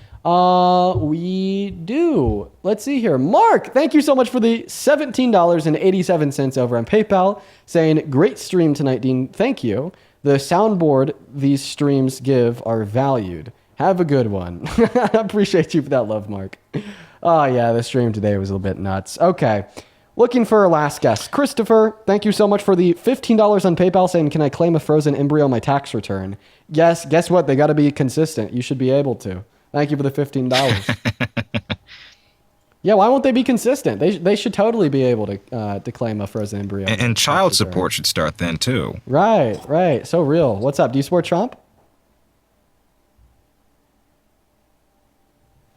All right. Okay, we're going to go to give it like... Apparently Anne is live right now, relitigating our conversation. Well, we're just not even going to talk about her. Oh, well. We're going to move on to the next guest. We got Colt. We're going to go ahead and try to get like maybe 3 last people up here for the night, guys. We're going to try like 3 more times to get someone up here. If like I can't find a Trump supporter in the next 3 guests, then I am just going to go to an end. What's up? Do you support Trump, Colt? Yes, I do. Age, please? 18. Okay, can you unmuffle your mic? Sorry, is it muffled? Yeah, it is. It's pretty muffled, yeah. Sorry, I'll talk a little. Do you want me to? Can I just talk louder? Is that good? Yeah, whatever. Okay. What year were you born in?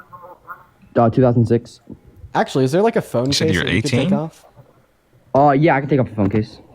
And then what month of 06 were you born in? Hold on, I'm taking. Okay, good. Well, whatever. What month of 06 were you born in? I was born in December. Okay. All right. Tell us why you support Trump. I support his border policies. I think his border policies are better than Kamala, and I feel like sometimes Kamala says things really out of context, and sometimes she doesn't make sense. Is that like muffle like too much for anyone watching? I don't know. It was a little bit. Yeah, that was. Sorry, I'm not. Okay. I'm like really like trying to give you a chance here, but. Okay, I'll try to. Is this good? Can I talk? Is that better? Yeah, that is you better. on Bluetooth? Okay, I'll talk right here. Yeah. Do you have like any Bluetooth device that you're talking to us through? No, I'm talking straight through my iPhone. Okay. I swear to you, I'm not. All right. iPhone 6. All right. So what so what immigration policies of Trump's are you a fan of? I just like that he closes the border. With Kamala, you don't know who's going to cross that border. It could be someone illegal, it could be someone that's committed crimes. No, but what I'm saying is you don't know if it's going to be, it could be anyone, really. And then they come into our country and they commit a dangerous crime and you never know who that's going to be. So that's why I personally support Trump. Question? So what policies have passed to close the border? Well, Dean, I'm not like exactly like sure what policies he passed, but I just generally like, and I've agreed with like the people that said that I just like his policies that they close borders. Okay. Here's what I'll say to you, Mr. Colt. I think that you have a wild misconception of Donald Trump's immigration policy that's likely driven from propaganda in the media. He hasn't really passed any policy to quote-unquote close the borders, right? I'd say the reason why we see such a significant reduction in the amount of undocumented immigrants coming into this country is because immigrants, regardless if they're legal or not, immigrate into America because they expect to have a higher quality of life. I think right now Donald Trump is promising them a lower quality of life by violating both the human and constitutional rights of the undocumented immigrants that are already in this country, and including but not limited to his illegal deportation of Abrigo Garcia to a torture prison for terrorists in El Salvador, his illegal detainment of Mahmoud Khalil for 3 months, even though Mahmoud Khalil was a legal green card holder, his illegal deportation of Venezuelan immigrants without due process to that same torture prison for terrorists in El Salvador, or his declaration of war on American cities, and his illegal directive to the National Guard to start arresting people. Okay, so Dean, I understand what you're saying, but I just like one question. Do you really think it's fair? So like under Kamala, you know how those borders were open, right? No. Do you really think, okay, can you let me talk, Jaden? Sure. All right, thank you. You asked a question, but yeah. Do you really think it's fair that anyone, like of any background, can come in, like, just come in and they can commit a crime? Like you're saying that not all immigrants are illegals, but you know, crossing the border is illegal, so technically they are illegal right when they cross. Okay, well, I actually just went over how Donald Trump's immigration policy has contained human and constitutional rights violations on behest of undocumented immigrants. You're kind of putting words into my mouth here, my friend. Like, why can't you respond to the argument that I gave you? Oh, no. Also, nobody said everyone should be able to cross and commit crimes. That is a straw man. Okay, but also, can I say one thing, Dean? I'm not like very familiar with all the policies and stuff, right? I know you're better than me at that because you do this as like your living. But what I'm, you kind of understand what I'm trying to say to you. I think I understand that you're telling us that you think Donald Trump is really good for closed borders, and I just described how you're wrong by telling you that he hasn't passed any policy to close the borders, and the reason why we see a reduction in undocumented entries because he's playing fascist.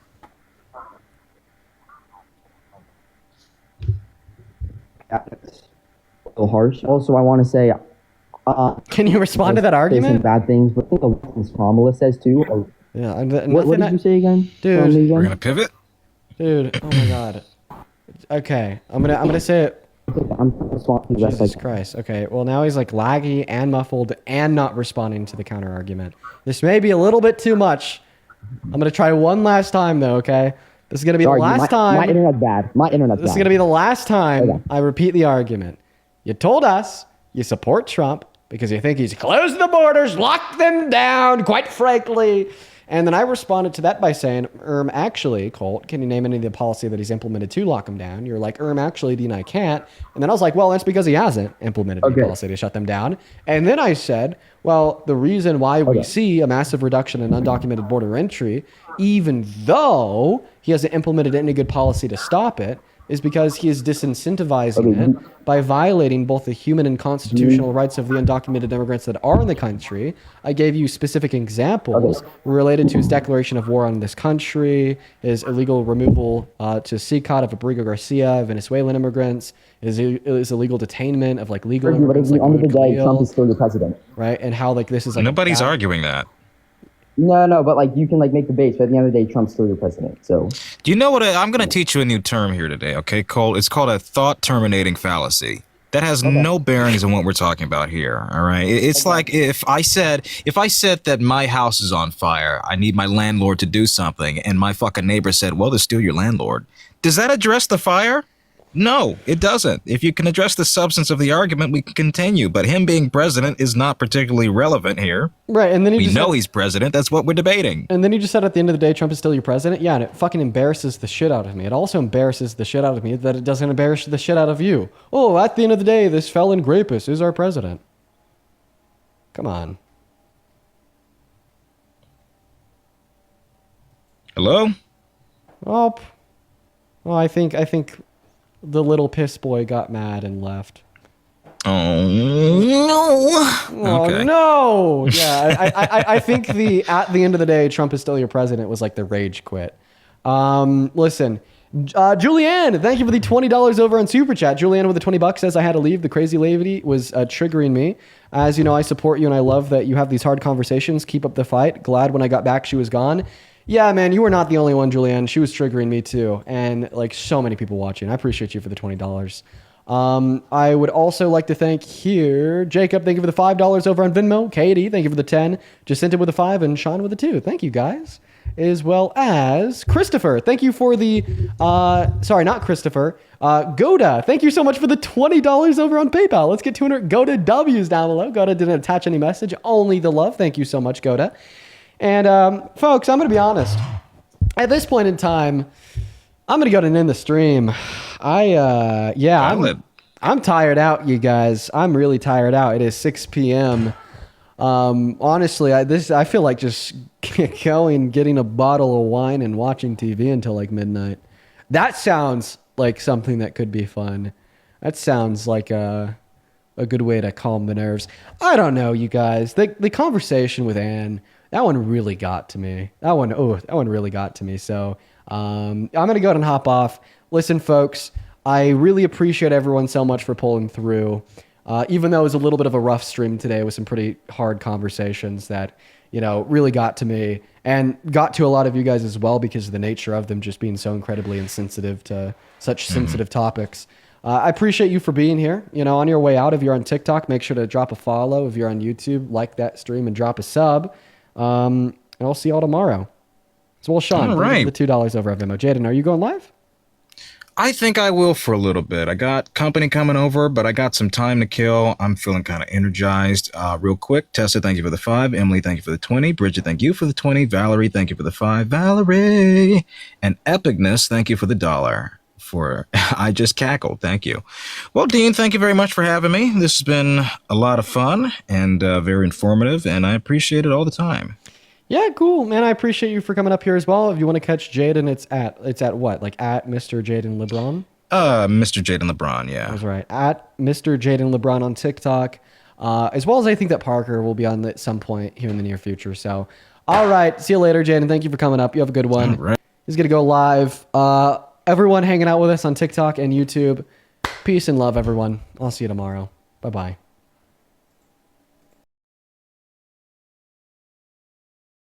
So there is nothing he could do morally wrong. He could other, and you would not care because, you know, you separate the personality from the person. No, that's not what I'm saying.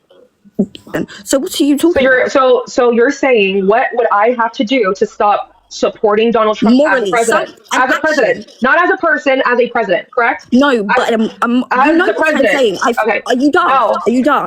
No, you need to be more clear. What does Donald Trump have to do? Physical action, nothing to do with presidency, politics, nothing. Something like I like already morally, like disagree with kill him on someone, things. sort of thing. Can you hear it or no? Yeah. You can? Do you mind if I mute you so we can all hear it? Yeah, that's okay. Is it amount of position she knows, or is it the oral? What is it? I mean, specifically, she's just overall terrific.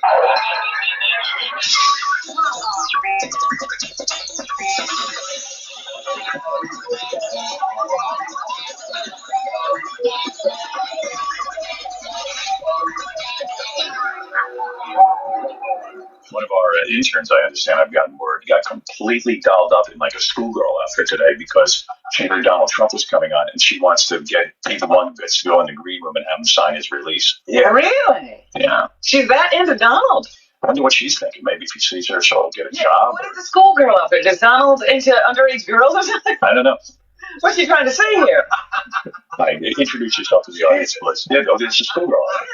Beautiful end. You set a date?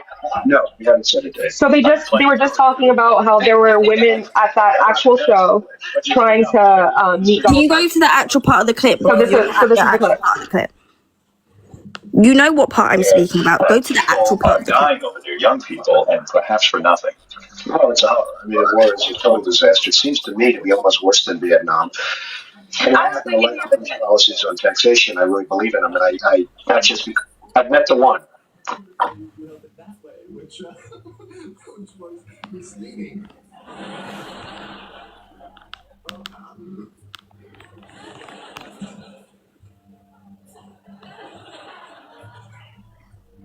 Hello.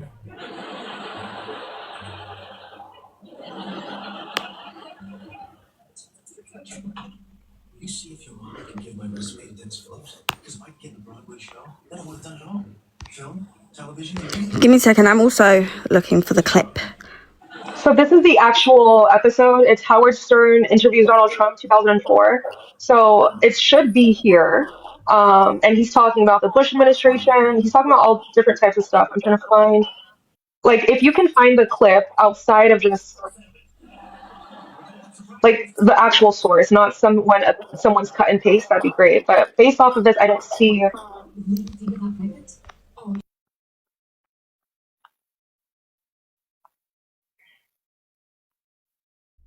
Yeah, based off of this, I don't see him talking about that at all. Tell me yes. Tell me you had to breathe up. He said, I don't. I have to go through it again. So, oh my God. It's got one of the greatest bodies ever. But what about the honestly, right? If you felt like bodies and hands, what's the face? Well, you never get to the face. Oh, Anyways, point is, you can't find the clip. You know. No, I have it here. Here we go. You're talking about it. And this woman has captivated you. I mean, it's not easy because she is capturing your heart. Yeah. And you got a lot of options. She must be something really special because you had a pick of everybody. A friend of mine said to me, I know a guy gets a lot of poontang, not as much as Mr. Trump, but a lot of poontang. And he says to me, I'm getting married. I go, what are you, crazy? He says, every morning I wake up, she's giving me oral. I said, then I understand. Yeah. She might be the biggest pain in the ass, but I understand. You know, the National Recorder. Anyways, I'm bored of this topic because clearly you can't find your evidence. Nobody has gotten more people. Hey, what's up? Which is a great compliment. Let's pause this because you're wasting everyone's time with this. Yeah, I had a chart. How was this one? How was that? And by the way, I'm sure I missed thousands. Let's pause this because you're wasting time now. Understood. But yeah, so so that was a great compliment. So Melania must have something. It's okay to be wrong, and it's okay to be crazy, and it's okay to be in a cult. But that's not what I am. If anything, that's what you guys are. It's what we are for not justifying a sexual exploiter. No, it's the way in which you jump to conclusions, you emotionally reason, and then you don't even realize that someone is manipulating your perspective for his benefit. You are in a cult because you've accepted someone else's beliefs blindly as the truth without investigating it. Whose beliefs have I accepted? How am I part of a cult? You do watch him, and you do everything that you said that helps us understand what a cult is. You have a cult-like belief and acceptance of Dean. You've accepted everything and believed everything that he has said to the point where now you are yelling at me You don't even know me, but you're unwilling to hear me out because you are in a cult and he has manipulated you. Says the girl that doesn't think the sexual exploiter is wrong. I literally never said that. I literally said sexual So say the exploitation is wrong. words. Say the words. Trump is wrong. Why do you need me to do say that? Say Trump is wrong. If you think he was okay, I'm gonna let other people. I'm gonna bring other people up, but I just want to say that you are actually behaving like honestly, if you think Trump's honestly morally wrong for what he did, say Trump is wrong. I'm not going to repeat myself. Why because the thing is, if you were actually listening to the conversation we were having, I've already said this 1,000 times. I don't need to say it 1,001. So you can't say Trump need is to wrong. accept it. So until you accept the fact that two things can be true at once, I can not agree with some behaviors. I can't agree with some, but my biggest issue is a president doing what a president said he would do. That is more important than identity politics to me. And then overall, Gen Z politics. Identity politics is when. Okay, you haven't. How do you define sexual exploitation? What does that mean? By unconsensually looking at little girls in a space enclosed for little girls, and you're using your abuse of power to override. So non-consensually looking at little girls. Is that what you said? Yeah. So little boys can't be sexually exploited then? What I'm speaking in the sense of, well, from what you said earlier, Do you see? I asked you a definition of a thing, and you were unable to define it unless it's excuse me. 1 second. You have not been able to define the word, what is sexual exploitation? When I asked you what sexual exploitation is, you used Donald Trump's behavior as a form of sexual exploitation. That means you have not founded your own understanding of sexual exploitation. You have just accepted blindly what Dean has said to be true, and now you believe it is true. Thank you, Jen! Thank you! Thank you so much. So in and of itself, you are part of a cult. You don't even know what sexual exploitation is. You have a son, right? You have a son, right? Do you? No. Until you can explain. If Donald Trump did that to your son, walked in to the dressing room. I don't have a son. I do not have a son. Let's speak. Well, you said you did, but let's speak hypothetically. No. I can't have a conversation with you if you don't even know what sexual exploitation is. Let's speak hypothetically. What is sexual exploitation? I'm the host, right? Okay. Please define sexual exploitation. If we're gonna have a conversation. Okay. Sexual exploitation means any actual or attempted abuse of a position of vulnerability. They were vulnerable. Okay. Differential power or trust for sexual purposes. They were vulnerable girls, were they not? Say that again. That last part. Which part would you like? Okay, actually say it one more time for everyone. This is interesting. Sexual exploitation means any actual or attempted abuse of a position of vulnerability. Do you not believe they're vulnerable? And then there's more to it, right? Okay. Differential power or trust for sexual purposes. There's more. Staring at little girl's naked body is sexual purposes. If you want to hear the whole, are you saying a father who looks at his daughter while he's giving her a bath is sexually exploiting her? For sexual purposes, yes. Correct. So there has to be the intent. There has to be an intent to use this position for sexual purposes. Correct? Have you not heard the clip? I'm truly believing you never saw this clip. No. I heard the clip that he played.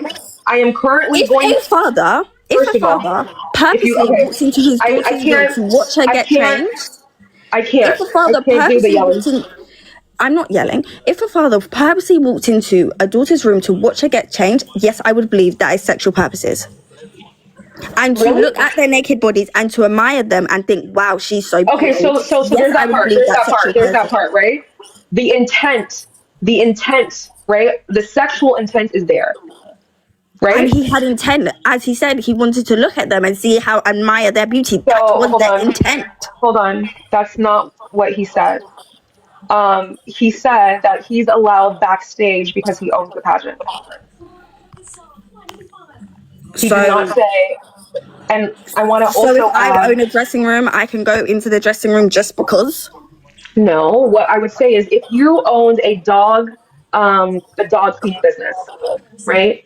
And in your dog Do cleaning not business, compare a dog to little girls. no, Don't do I'm that. not. Don't I'm do not that. comparing it to little girls. Again, what he is referring to in the clip that we heard, he's talking about consenting adults, not children. He's not talking about the teen pageant. The reason why you think he's talking about the teen pageant is because your cult leader said he was. He's not my co-leader, but sure. No, and also the he was. victims that came out who were All right, I'm gonna see if we can get.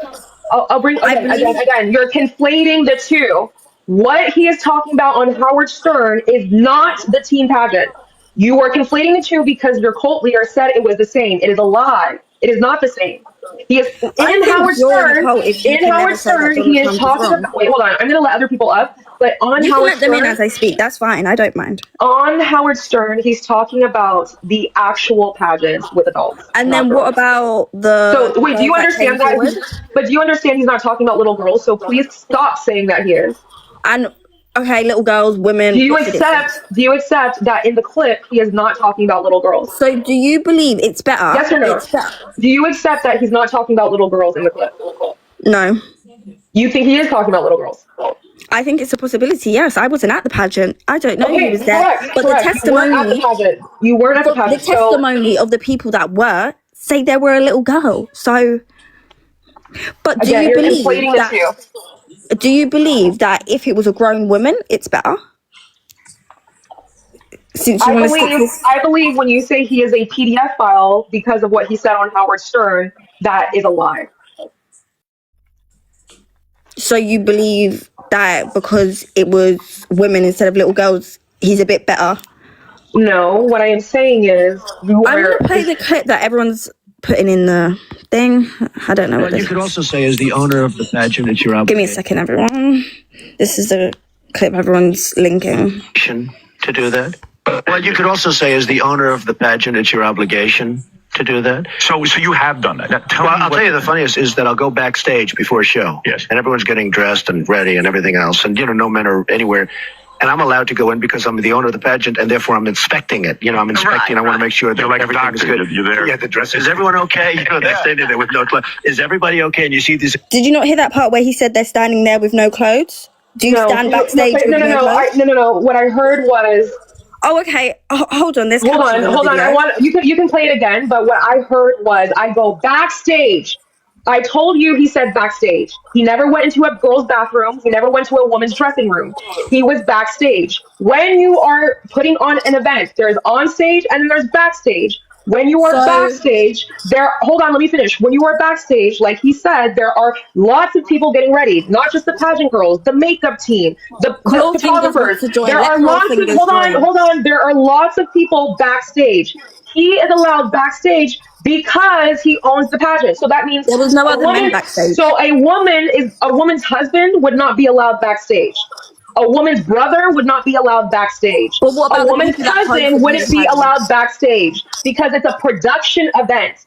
Because it's a production event, therefore you are not allowed backstage, regardless. Let's play the clip again. He is allowed backstage. So first and foremost, there is a clear distinction between a dressing room that is exclusive for young women and then the backstage of any production event. Anyone who's ever done anything in terms of production knows there's a difference between backstage and on stage, and certain people are not allowed backstage. I didn't know they got naked backstage.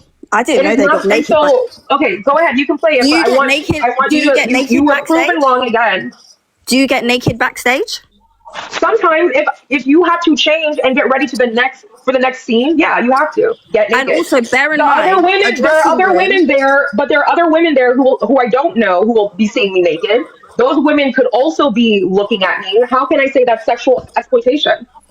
If you felt uncomfortable, right, you knew that was the situation. You knew you were getting changed with other women. You did not know Trump was coming in the room. So if you weren't comfortable with being getting changed in front of other women, you would have put yourself in a situation like a toilet stall, maybe a stool. Correct. Exactly. Which is why.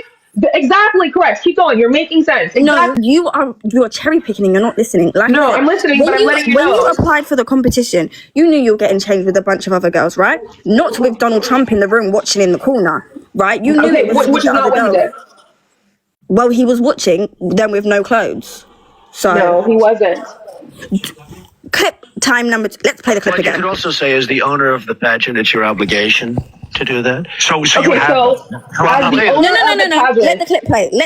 As the owner of the pageant, it's your obligation. So he's talking about his role as an owner of the pageant, not There is some no random obligation person. as the owner of a pageant to be Okay. watching goats. But the point is, I just want to point out. No, we're going to do Then this. I'll go step by backstage step. before a show. Yes. And everyone's getting dressed and ready and everything else. And, no men are anywhere. And I'm allowed to go in because I'm the owner of the pageant, and therefore I'm inspecting it. I'm inspecting. I want to make sure that everything is good. You're there. Yeah, the dress. Is everyone okay? They're standing there with no clothes. Is everybody okay? And They're standing there with no clothes, and then after he said it, and you see these incredible looking women. And so I get away with all sorts of stuff. Hold on. So Sorry. standing there with no clothes. Hold on. That is your assumption. You are lying, and you are adding more to the story. And this is why when people actually experience. Okay, hold on. This is his quote. It is not his quote. He did not say he's standing. Oh, hold on. When I put you on mute, that means please be on mute respectfully. That is not okay. If you can't, okay. This is my last time.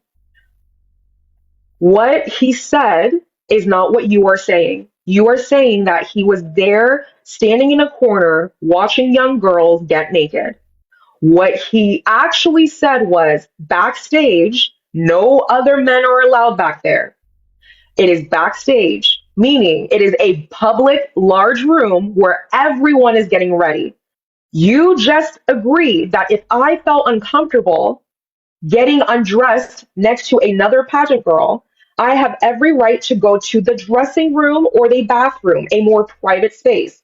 Backstage is not considered an exclusively private space unless you are part of production, meaning people who are participating in getting the girls ready are allowed backstage. The owner is allowed backstage. If you told me that if I felt uncomfortable, I'm allowed to go to a different space where it's more private, that only proves the bigger point. Everyone is getting undressed. Everyone is getting redressed. They are preparing themselves to go on stage. He is not going there and creepily watching young girls in a bathroom. And when you say that those things are the same, you are actually doing a disservice to girls who do get abused, who are in the presence of predators, and you manipulate and erase real victims. That's my issue. It is not the same. So you wouldn't say someone that says they're inspecting the girls with no clothes on. He just said that as the owner. Okay, all right. He's not in the time.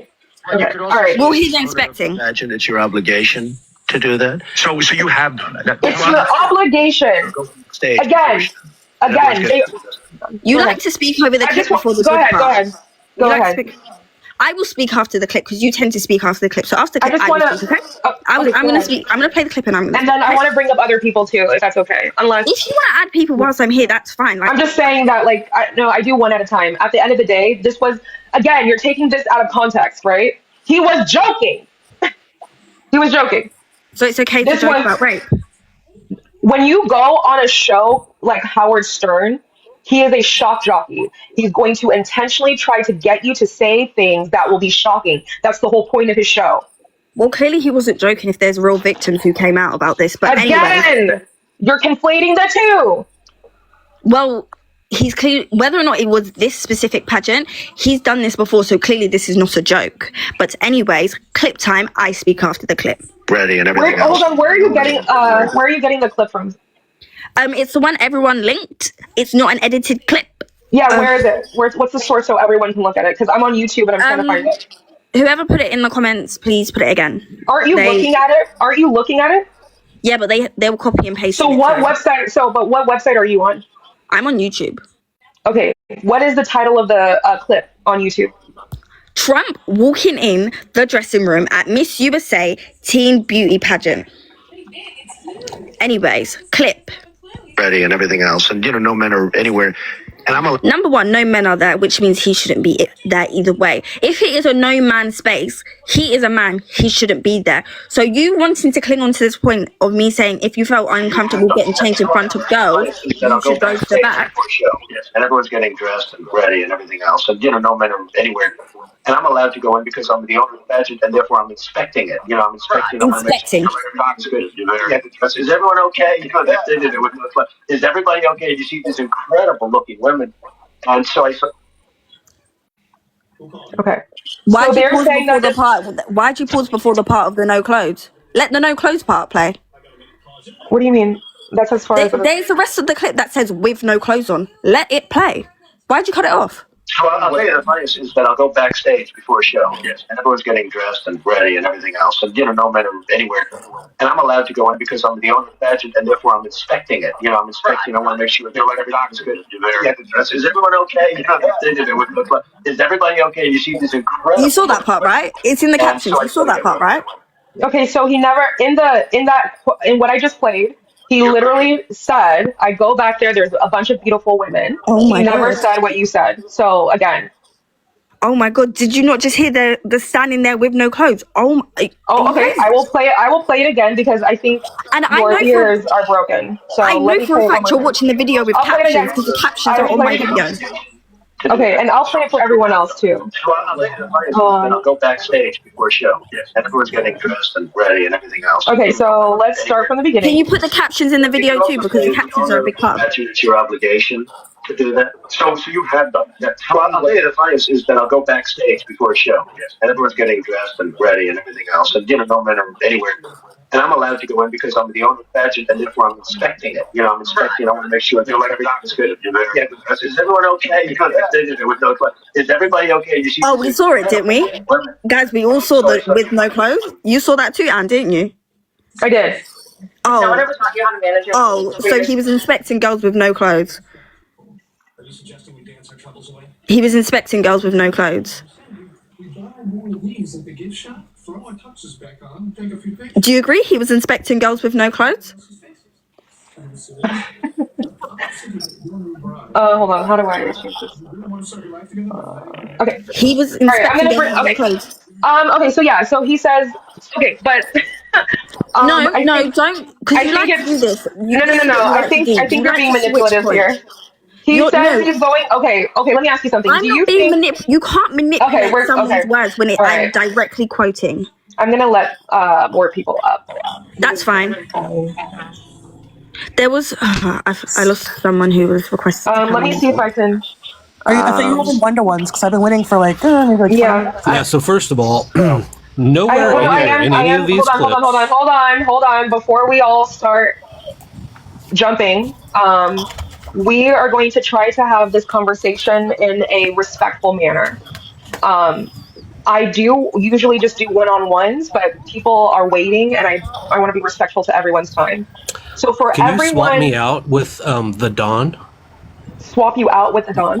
Yeah, the Dawn. She's been trying to get up long before. Or I'll just, you know what? I'll just bring up more. I'll make more space. Don't worry. Hold on. You can make more boxes, I think. Yeah, if you switch to fixed panel, you can have up to 8. If you go to the gear, I got that, it. and then okay, cool. Let Claw Fingers on. She's been waiting for a while. And if you want to make yourself bigger, if you just click on yourself, it's a square. Okay. Not that you don't we know have that. I'm space just for trying to be 2 helpful. people. Let Claw Fingers on. Try not to Claw Fingers mansplain has to me, been okay? waiting. What's that?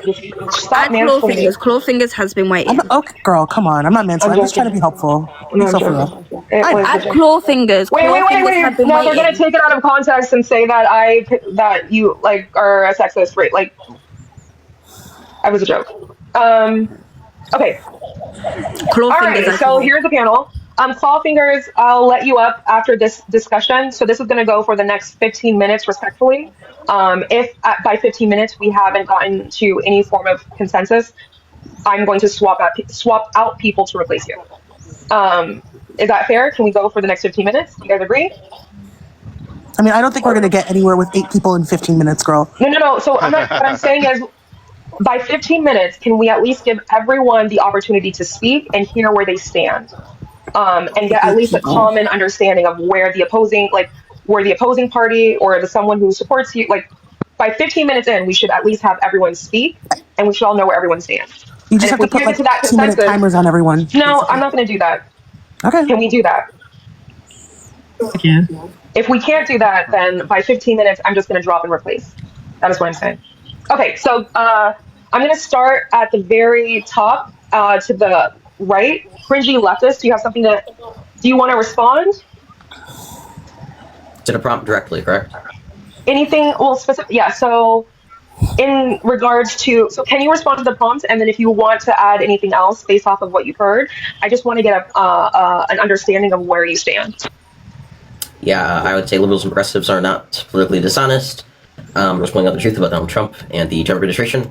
The fact that they will intentionally deport people and deprive them of their due process rights, deporting them to torture camps without any form of legal overview. The fact that Donald Trump will try to steal an entire election. The fact that Donald Trump is directly corrupt and will blatantly quid pro quo Eric Adams. I would say that liberals and Democrats' rhetoric is not hyperbolic. I would say it is appropriate to the times. I would say it's the depth that there is a fascist in office. I would say that liberals and progressives are completely 100% correct. Okay, so would you then say, what would you say about supporting Donald Trump? Do you think that's morally wrong? I think if you defend all of Donald Trump's actions, I think if you're aware of what Donald Trump has done and you still defend him, I think you are a wicked person. I think you're an evil person. Okay, gotcha. All right, Miss Theory. Yeah, girl. So I think it's really, really concerning the way this live went, because like at one point in Dean's live, he actually said, yes, I know that he did that was wrong. There were 2 times where he tried to defend the fact that obviously you don't support Grape, you don't support SA, because he would actually say that.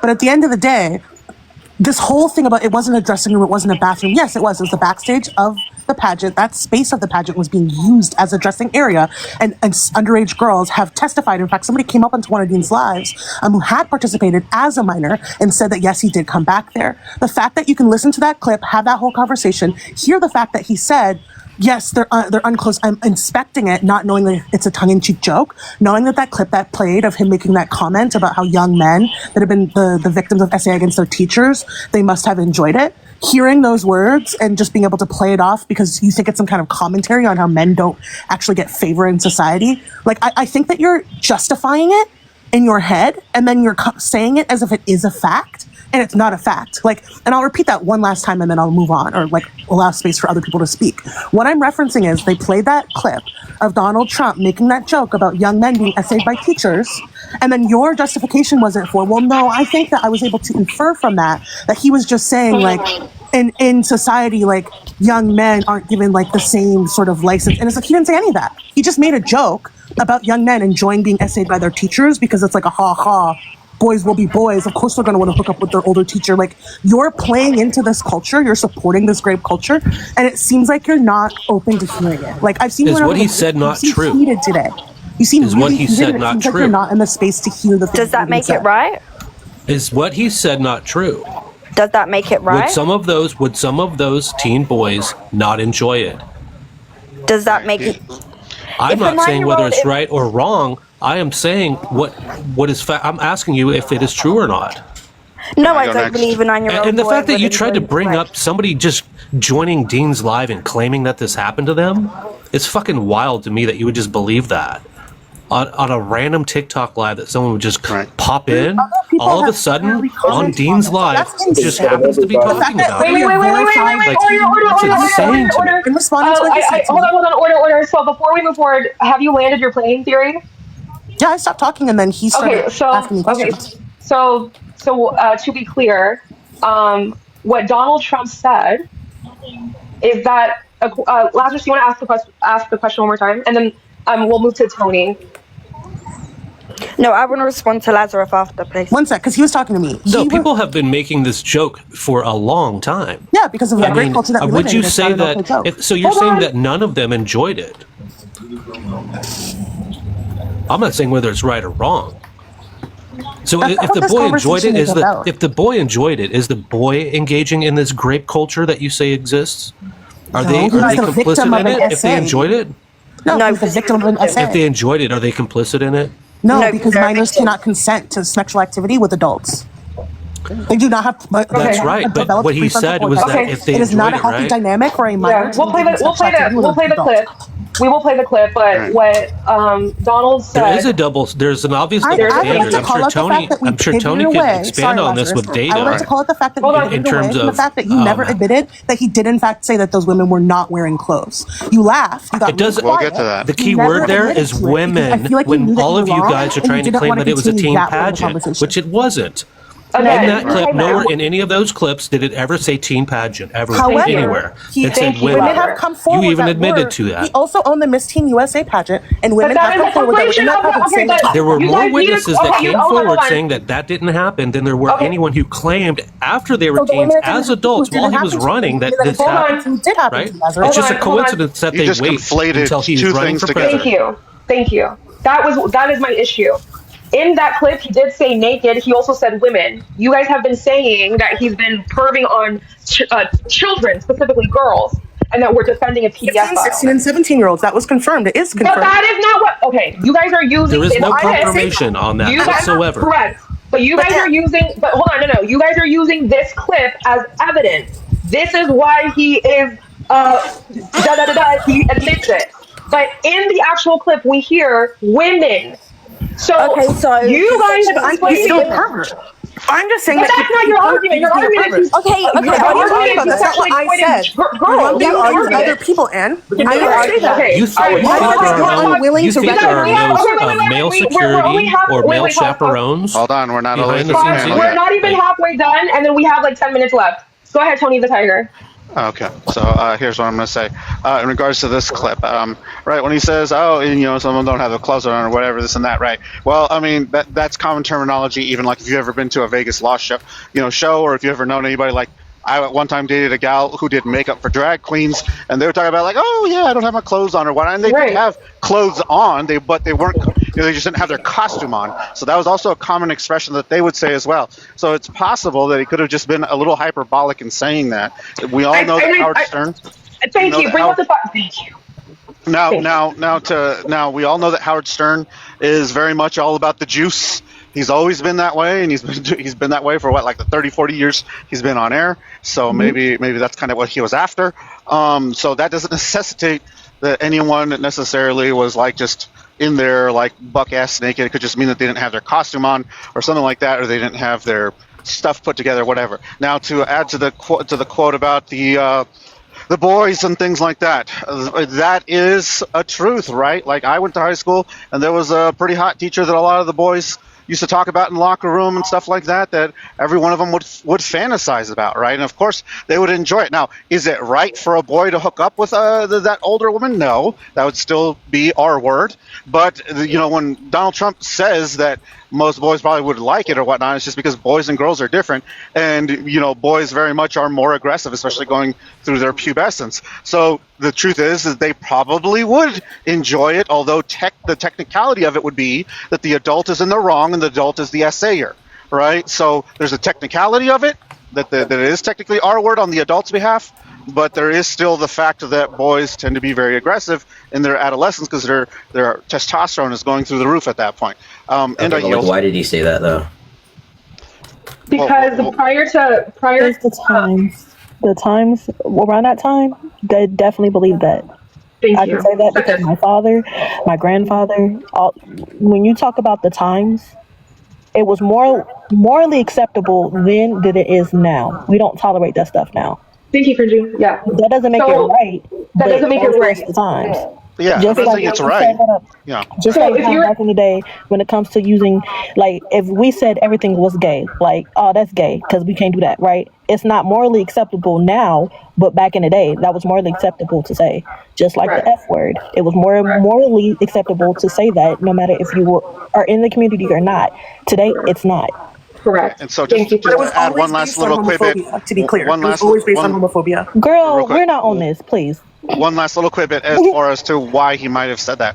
Well, I think the reason why he might have said that is because if it is indeed the case that more so the case that the boys would enjoy it, then they likely wouldn't be traumatized by the event, whereas in girls more likely would be. Okay. Lazarus? I have. Oh, go ahead. Yeah. What's up? What's up? Okay. Remember, we have 6 minutes. We have to get through the. Okay, well, real quick, purchase and then me because I have a screenshot. Wait. Okay. So 1 second. So go ahead. Ask your question. Lazarus, Tony Tiger, or Annie, can any of you guys say Trump was wrong for inspecting women in the dressing room? No, and here's why. On my screen is a screenshot of what a owner of a pageant is required. The role that they usually play is a pageant director. What does pageant directors do? They ensure that the pageant runs well before, during, and after. That was his job. Hold on real quick. Mind you, I used to, hold on. Okay, you asked the question, let me answer it. As a person that participated in modeling and had to change clothes but backstage, we had adult males in the back to make sure people were safe, to make sure things was being did in the background so production could go smoothly on stage and off stage. That doesn't mean individuals was being smexual, or having a smexual pleasure in watching little girls. Mind you, I was 18 modeling. You may feel like it's not acceptable, but when you are a director of something, you have to get to do your job, period, point blank. You may not like it, but that's what occurs. Thank you. In the background, to me, is crazy. Is absolutely crazy. But no, pageant directors do not go back and inspect naked bodies. That is not what they do. Where is your evidence of that? She just proved you wrong in real time, and now you're coping by just saying that it's crazy. They check. Oh, the judges here. Be crazy to you. Hold on. It may be crazy to you, okay, but that's literally how the game goes. When it comes to me, I also did track. Do you think I had only male track coaches? Do you think that they didn't step in the locker rooms to make sure we was getting dressed and being on time? They definitely did. That don't mean they had a sexual agenda with us. So inspecting naked bodies, that's again, he's on. See, the only person. He never said he was expecting naked bodies. He said he was expecting the backstage where individuals were not clothed. You're twisting his words. It wasn't not clothed. He never said he was expecting naked bodies. He said he was expecting in backstage where people were undressed. No, he said I was back there and you've been saying this. He did not say expecting naked bodies, and that's why you're twisting his words. Look, he never said he was expecting Okay, order, decorum, please. So let's clarify the situation, though. We might have to talk about the language, and I think this is important because people on the left and progressives intentionally take words out of context to create another meaning and narrative that is not true. That's what you've been doing all night. Okay, that's what you've been doing all night. We can talk he about literally said he was expecting backstage while individuals was undressed. He also said that he was asking people if they were okay. If they needed things. Why are we twisting words? Why is it a joke? Why is it a joke when he never said that? Okay. Why is it a joke? One second. Thank you. Why is it a joke when it's that clip about him talking about young men being essayed? Haha, it's just a joke. You guys are taking it out of a context. But in the other context of the Howard Stern clip, it's not a joke that he's saying he's quote unquote inspecting. Let's be consistent. But he never being dishonest. It's not dishonest. Wait. That's a good. Before we go, that's a good point. Let's make sure everyone talks. Lazarus, have you been able to express your perspective yet? No, see, let's be very clear. It's the left who is smexualizing the situation. The left and Howard Stern are smexualizing the situation. So Quixote over here can't seem to stop thinking about schmex. It's the smexual relationship between Donald Trump and anybody he comes in contact with. Because he's sexualizing Okay, so them. the fact that you guys tried to use the title of the clip as some sort of proof. Hold on. Now listen, No one used the title. the fact that all of you tried to, yes, you did. When? Oh, okay. You Lazarus, no. Lazarus, literally used the comments in the chat, copied and pasted it to YouTube, where the title said teen. Yes. Who made the video? Who made the title? That was implied that it was a teen. Nowhere in that Howard Stern video or clip or anything were there ever teens mentioned. Nowhere in any of the clips were any of the teens but the naked mentioned. bodies were mentioned at least. Doesn't matter. Teens were not. Okay. You put that in there just went over that. yourselves. We literally just went over that when I commented. Right. So we want to be clear, right? When